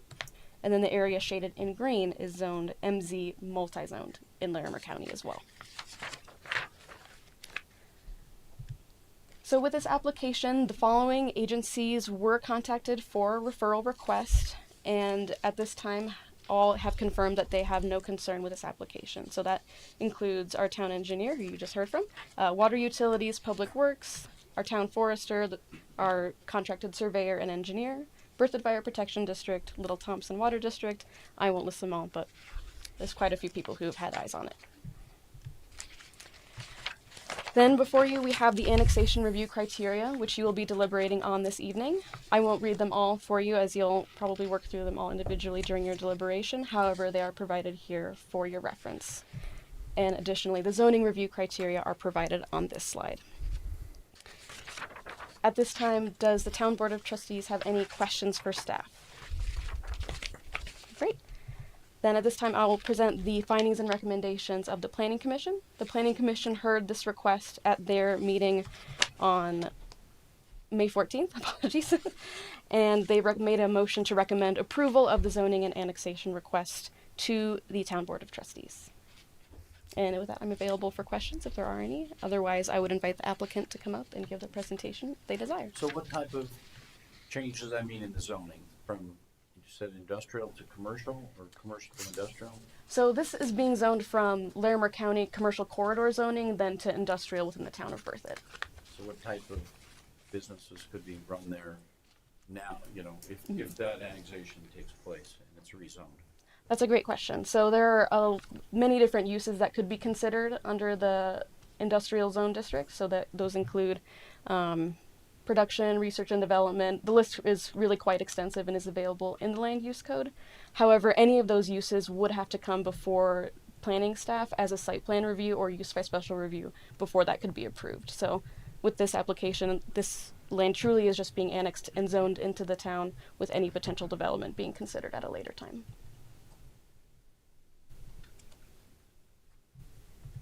Thank you for providing all of the background as well. Of course. And kind of the context for this petition. Yeah, happy to. Thank you very much. Yeah. And the applicant would like to present as well? Yes. Or if you have nothing to add, we can continue on. I didn't bring it up. All right. Great. Okay. All right, so we will go ahead and open this up for public comment portion of the public hearing. Is there anyone signed up to speak? All right, we have no one signed up. So we'll go ahead and bring this back to the board for deliberation. We want to go down the row and see how everyone's feeling. Trustee Albrecht? I guess I did have another question though. Sure. I mean, how does this one benefit Berthoud, and you know, why the desire to annex it? So in the 2021 comprehensive plan, the vision was really outset for this to be part of the town within its growth management area and part of that innovation district. So by annexing, this kind of completes a piece of the puzzle for the town of Berthoud in the way that it would like to grow. So this is consistent with that vision that was established and something that is supported by staff. And just to make sure that we're clear about that, by doing that, then this piece of land comes under the auspices of Berthoud as opposed to the auspices of Larimer County. Exactly. So we would have then more control over this land that we wanted anyway for our innovation district. Yeah, exactly. That's a great point. Trustee Grace, how do you feel about this annexation? So this is my first annexation review, and I'm going to have some questions. So hang in there with me, please. So I'm looking at the review criteria. most of these have been addressed. The annexed, so number 5, annexed area will not typically divide tracts of land. Are these individually owned pieces of land, and therefore it's not like dividing tracts of land? Yes, that's correct. So that criteria more refers to when a piece of land is annexed and then there's a sliver in between that and an adjacent property, so that the adjacent property itself isn't the gap necessarily that's being referred to.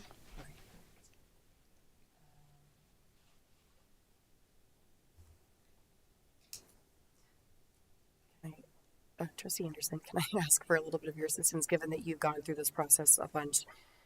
Do we need to deliberate each one of these after, the Planning Commission has already gone through them and reviewed? Well, Is that really, necessary? I think that's up to the chair, but what we used to do on Planning Commission, I don't know if they're still doing that, is we used to go through each one and then we'd all agree whether or not we thought it meant that. But I think it's really up to our chair whether she wants us to do that by consensus or go through each one. I might suggest too that you may be, if there is one that you don't believe the criteria is met, let's focus on that one. Call it out specifically. If not, I don't think we need to talk about every single one of these. This is a fairly simple annexation request. It is a simple one. Thank you for that being my first one. I do agree. If there's a specific call out you have for a certain issue, then that might give some conversation. But otherwise, I think knowing that Planning Commission did go through each criteria and make sure it, They typically do. It helps. Number 5 was the only question really that I have. I don't have any other comments or questions or concerns with the application. And what I might point you to too is staff has already evaluated each one of these as well. And in our packets, they say why they think it does or does not meet each criteria. So that I think is helpful. Perfect. And I guess as part of my comment, what I would say is that I do agree with staff that that for annexation and zoning, that it seems to meet all of the criteria for each one. So, and I think this is a great way to get us started in that one strip of land that we've been wanting to, have in that part of the innovation district. So I think it's a nice step in the right direction. Great point. Trustee Murphy? Yeah, taking a look at the criteria, specifically 30-8-102, as staff listed, I'm in agreement with their support for criteria 1 through 6 as listed in their report. And then looking at the zoning, which follows 30-3-110D, as staff stated, criteria 2 and 5 are met by that, and I agree with that assessment. So I am in support of this. Great. Trustee Wing? I'm support. Okay. I concur. I think staff, their criteria matches everything that I see and as well as Planning Commission. So I think we are in support of this annexation. Would somebody like to make a motion? I would. I move to approve resolution, if I've got the right one, 2026-15, a resolution of the town of Berthoud making certain findings of fact regarding the proposed annexation to the town of the real property known as Berthoud Industrial. Okay. And is there a second? Second. Second part is a board member may move. I move to approve ordinance 1382, an ordinance of the town of Berthoud annexing the real property known as Berthoud Industrial to the town of Berthoud and zoning the property industrial and approving. You didn't actually take. Did you call a vote? Not yet. You have to close that motion first. Thank you. Nope. He was trying to be 10 efficient. o'clock. We'll go ahead and backtrack real quick. So the resolution 2026-15, Wing moved to approve, and Anderson seconded.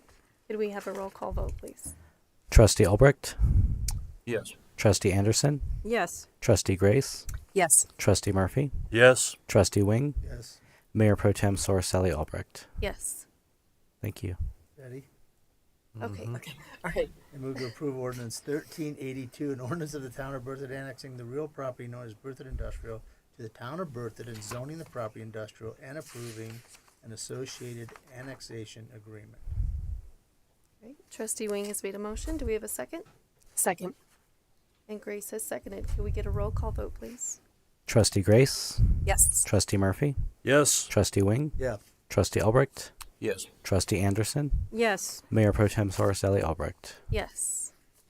Okay, and with that, we'll go ahead and close the public hearing. Next, we have on our agenda number 7 is the introduction amendment to landscape guidelines in consideration of the newly adopted Colorado Wildfire Resiliency Code, Ordinance 1383. This will be presented by Ton Hillenbrand, our planning manager.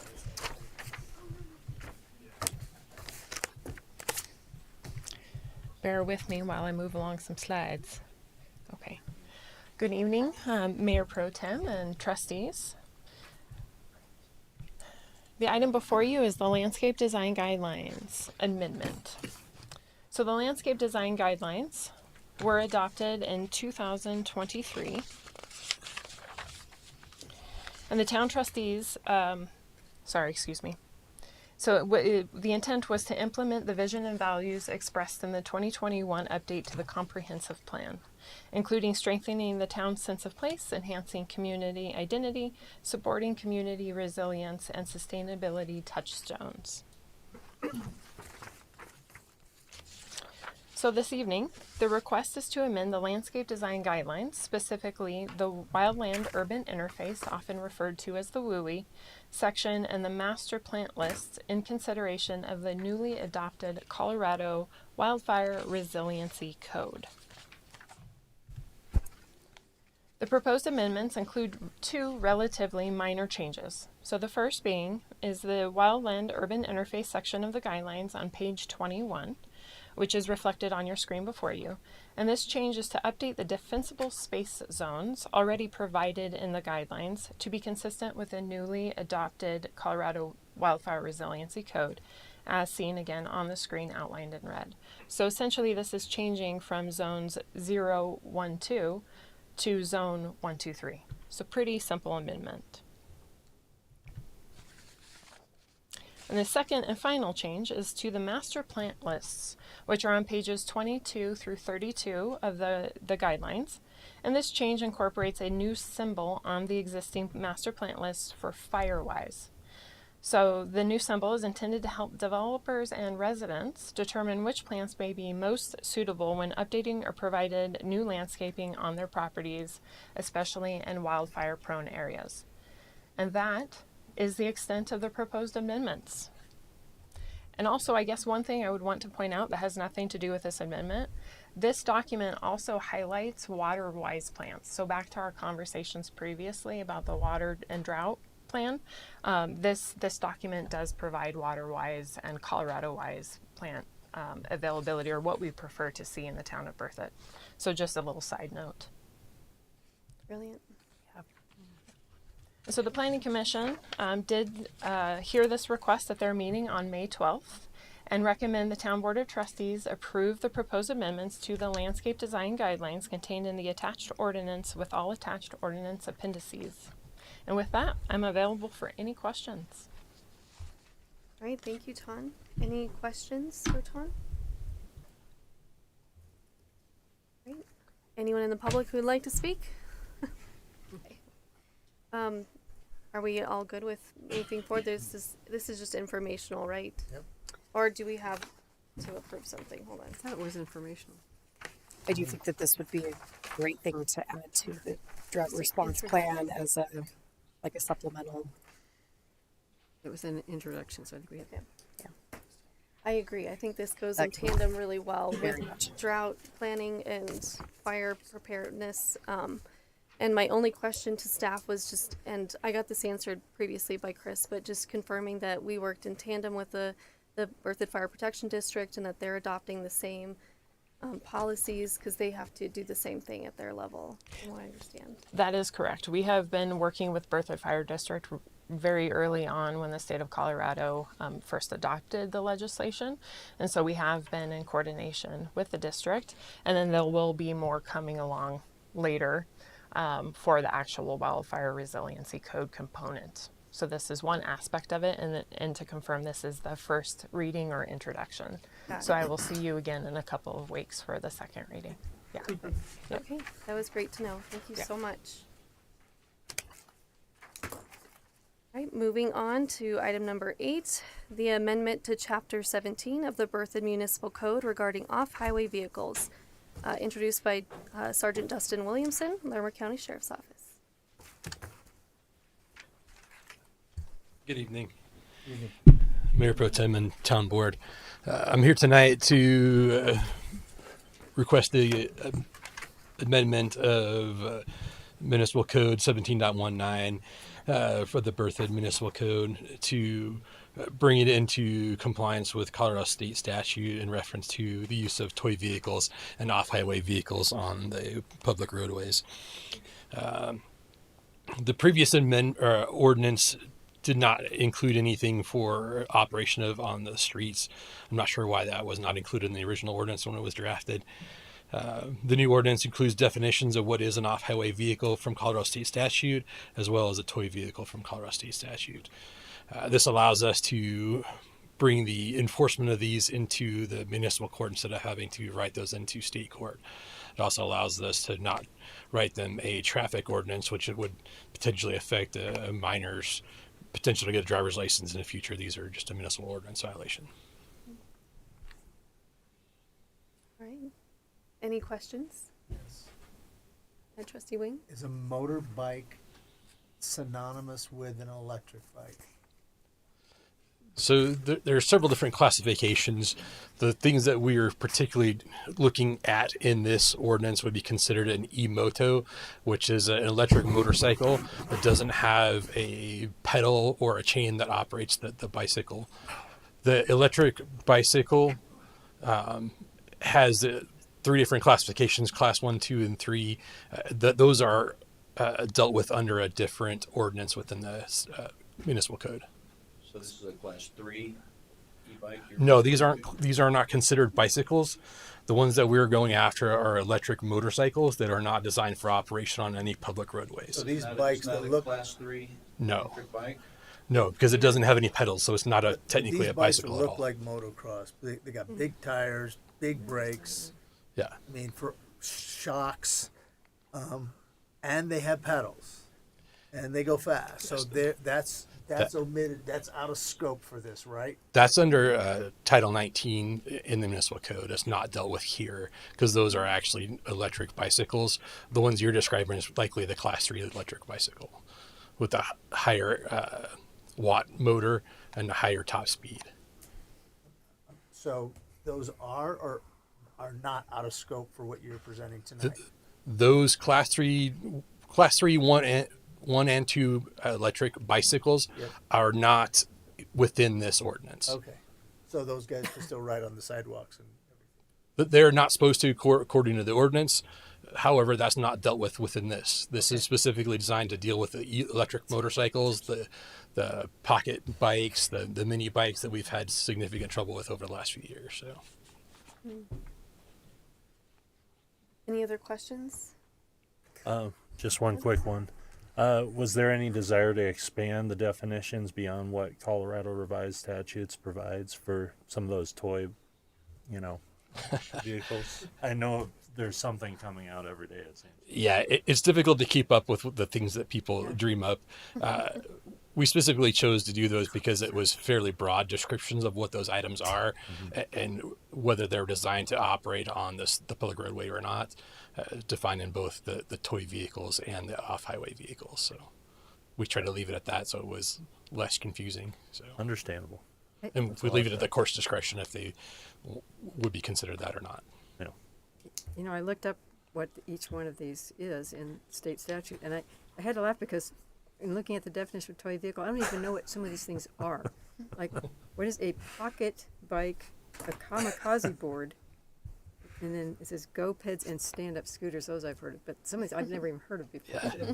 Or the, So- the pocket bikes, those are those like teeny tiny. Yeah, they were initially like the mini sports bikes, but they've expanded to different things like the little pit bikes and stuff, the little lawnmower powered engines, the stuff like that, the electric powered ones now that we've had some significant troubles with.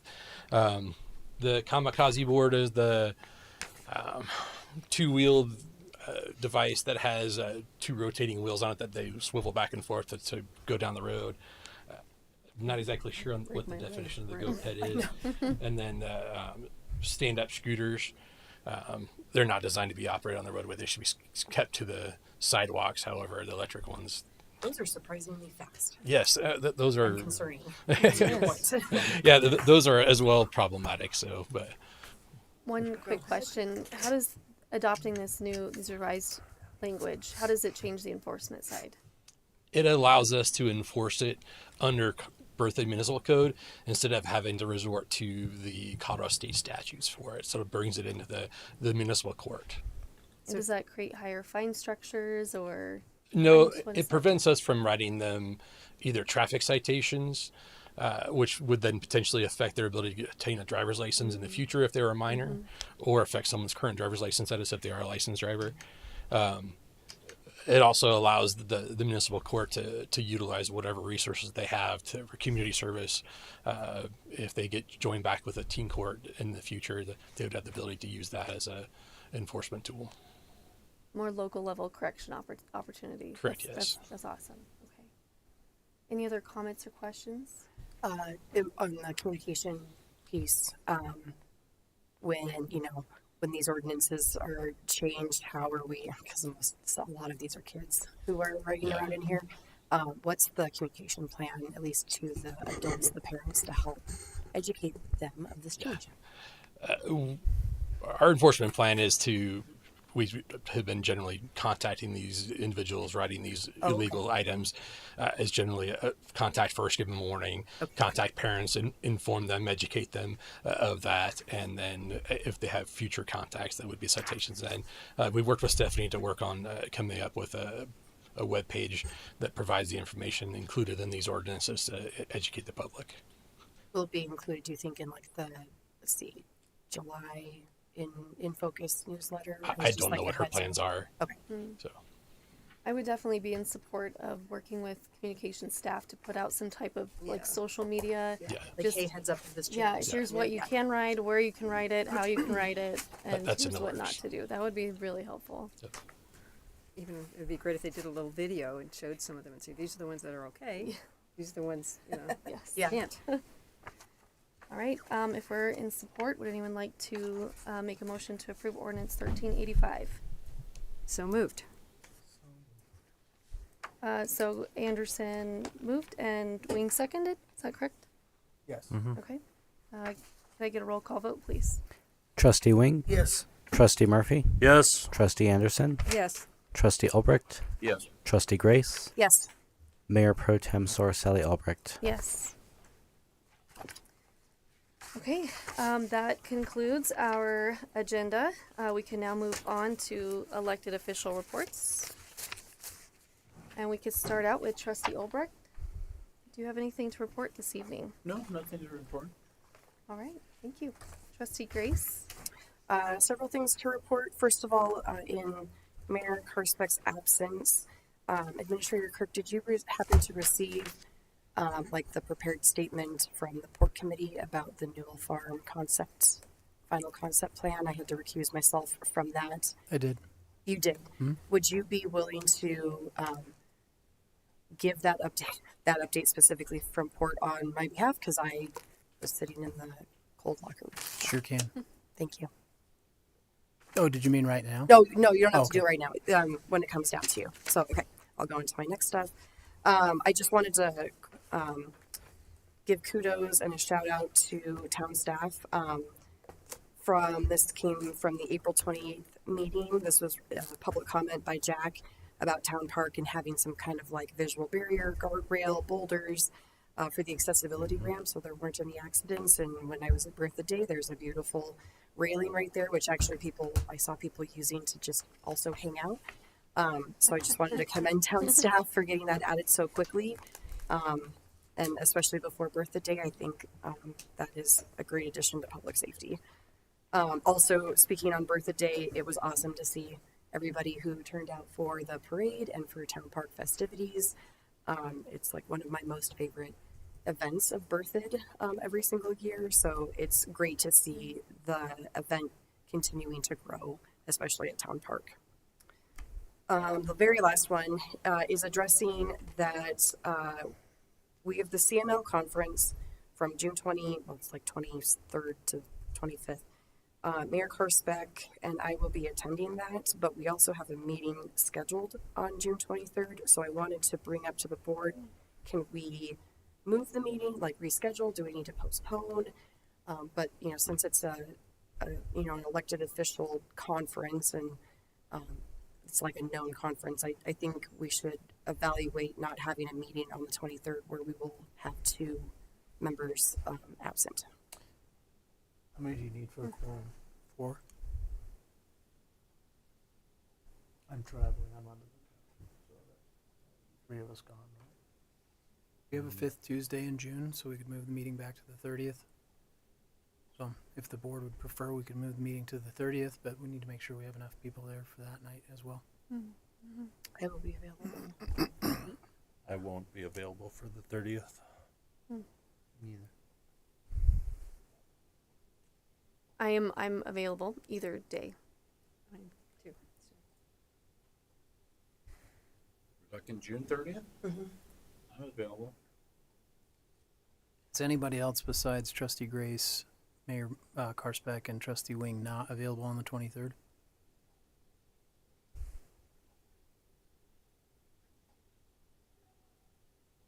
I want to ask you if we've noticed anything for the 23rd. I don't think anything has been, there might be one item that's been noticed, but it can be postponed. We have talked to a couple of the other items that we had scheduled. I know at least one can be moved to the 30th. I don't think there's anything that would be problematic if we moved the meeting date. Perhaps since we have a potential quorum, we keep it on the 23rd, and if there isn't a quorum, we have the contingency of the 30th. If there's not a hearing. If we are not able to gather a quorum together on the 23rd, we may not be able to reschedule to the 30th. Some of the presenters and things, like I think we need to commit to one or the other. So Okay. I don't know that that's again, I think from a staff standpoint, it's either is fine with us, whichever the board would prefer, or we can have a meeting the first week of. No, we probably don't want to do one the first week of July, but I take that back. Yeah, that's going to be a busy week. Yeah, just my concern, Mayor Pro Tem Sorcelli Albrecht, is just that it was like the CML conference is a planned. We know this is coming up. We have elected officials that are going, and therefore we're going to be absent for the meeting. And I think there would be an excused absent, right? If we had it's not that it's. I'm not worried about the absence carrying against. It's more it kind of feels like, oh, you either go to the board meeting to be able to speak on what's on the agenda, or you're going to the CML conference and you don't get to speak on the agenda and vote or take action on items. It's kind of like a penalty. I know that for meetings that I know I'm going to miss, I try to share my feedback on whatever the agenda items are with the board and with staff, just so that it's still, I'm still engaged in whatever that content is, even if I know I'm not going to be in attendance, just for future missed opportunities. But I guess, I will default to whatever the board wants to do, whether 23rd or 30th. I have no preference. Either way, people are missing and we're risking quorum, it seems like. But either way is fine with me. We made the decision to continue with the meeting when only 2 of the trustees were going to be at CML, assuming that we would have a quorum of at least 4 or 5. Maybe to be safe, we just do the 30th and it sounds like we'll have 5 or potentially 4 at that meeting as well. So either is fine. It's of no consequence to staff. You guys tell us what you want to do. I prefer to move it to the 30th. There's support for the 30th. Yeah, in deference, I think, to our I'm fellow indifferent. trustee. I'm available both days. Okay. All right, let's go forward with the 30th. Very good. Does that need to be a motion? So does that mean we have so. the following meeting the next Tuesday? So it'll be 2. No. 2 off weeks. No, the benefit that you have is that this is a 5th Tuesday. June 30th is actually a 5th Tuesday in the month, so you'll still have the week off the week after that first week of July. Yeah, nice little summer break. Yep. Perfect. Anyway, do we have to do a motion to move the meeting officially, or how does that work? I don't think go so. ahead and do that. A motion. Okay. Would you like to make the motion? Yes, I will attempt. Please correct me if I'm doing it wrong. move our meeting from June 23rd to June 30th. Is there a Second. second? Grace has made a motion to move the meeting to the 30th, and Anderson has seconded. Can I get a roll call vote, please? Trustee Grace. Yes. Trustee Murphy. Abstain. Trustee Wing. Abstain. Trustee Albrecht. Yes. Trustee Anderson. Yes. Mayor Pro Tem Sorcelli Albrecht. Yes. Alrighty. Any more updates? No, that was all. Okay. Thank you. And Trustee Anderson? Yes, just wanted to mention the Historic Preservation Advisory Commission meeting that we had last night. It was wonderful listening to some of the ideas that the members of the commission had about things that their goals and how they can implement certain goals for next year. They talked about their an educational effort ranging from and threw out some ideas ranging from a passport coloring book, Little Helen Fickle stories for children. So that two people are on that commission will be reviewing those ideas and making other suggestions and moving that forward. They talked about a grant that they're working toward that might help them be able to put on seminars and help others with their historic preservation designations. We were also told that then they were informed, the committee was informed about that all the committee ordinances will be combined into one eventually. I guess that's something that's happening. Then we went through a kind of a review of what's going to happen on Saturday morning with the their first historical walking tour. Got to listen to some of the scripts, which are wonderful. I really wish I could go. Maybe we take a little time off from Vision and go take the tour. No, Chris doesn't look like he's excited about that. But they really do sound wonderful. And then we did review an alteration request for 224 Mountain having to do with adding a door where there's a window. So that's them. And then just reminding everyone, maybe we can take a break and go to Rome to Rummage, which all of what's left over goes to Habitat to the Restore. So. Or find a friend to donate to their Rome to Rummage booth. Yeah, busy weekend for town staff. Great. Trustee Murphy? Great job on birthday day, everyone. I was there for the pancake breakfast and the parade and the tree advisory committee booth. We had a number of people come by and ask about EAB, which we were able to share some tips on. A lot of people asking about the Arboretum, which we were able to share the status on. But beyond that, had a great time connecting with people and stuff, and it was a great day. So that's all I've got. Great. Trustee Wing? The Birthdays Parade was awesome. Always feels special. Just love it. Takes us back a long ways. Great feeling. I missed you in the parade. Kept looking for it, and I missed Will in the parade. So saw you guys both there last year. He was managing the runners. It's probably why he's sick. He probably went too hard over Really? birthday. Yeah. And I played in the old timers baseball game. You did? It was What crazy. position did you play? So cool. Yeah, I I watched played center field. Huh. I must And we walked right past it. I was like trying to evaluate everybody, but it was hard to see. crazy rules. Not used to playing without a glove. I think the average age was 74. But it was a good group and it was a blast. Anyhow, it was a wonderful day. Staff, you guys, and whoever you worked with, you guys, I thought it was just awesome. Very special day. Most of the efforts of the chamber were just there to support. Yeah, they do a nice job. Big kudos to them. Yeah. Awesome. All right. I'll just give credit to Berthoud as well, and also mention that at the L Bar meeting before this meeting, the Loveland Berthoud Area Realtors Association, something like that. That was good. They had incredible things to say about Berthoud Day, about the town staff's investment and partnership with the chamber and our local businesses and entities in a way that's very unique and small town, and it made me really emotional, actually. It was really beautiful to hear that those things, despite all of the change, still exist. We've maintained some of those be, issues of Berthoud. So thank you to staff for doing that, and also thank you for setting up that meeting. It's helpful to remember that we're part of a region and know how the region is impacted by things like development or housing needs, and know our part in it and how we both preserve Berthoud's charm, but also tie into those issues and solutions for those issues. So that was really helpful.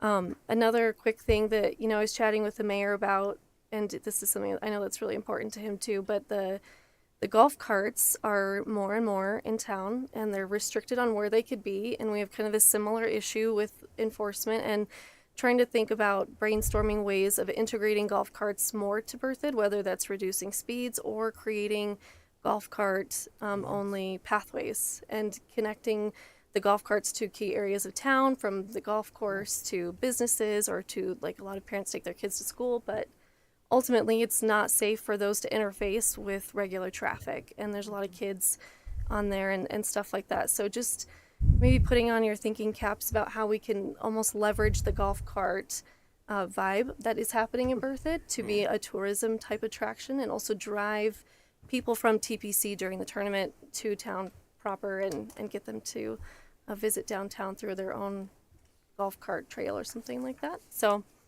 I would just piggyback on that, just reminding people of what some of the rules are. I the other day saw a young woman, I'm guessing she did not look like she was over 16 or 16 or over, and was driving a younger child down very fast down First Street, south on First Street.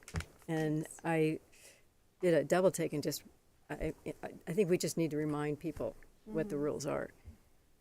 Absolutely. It definitely is an issue, and if there's a way that we can create an opportunity from it, I think that might be nice. Question on it. So when you are up by the clubhouse, there's a trail that goes through to 10, which then, instead of going across 287, but I wonder if golf carts are allowed on that trail.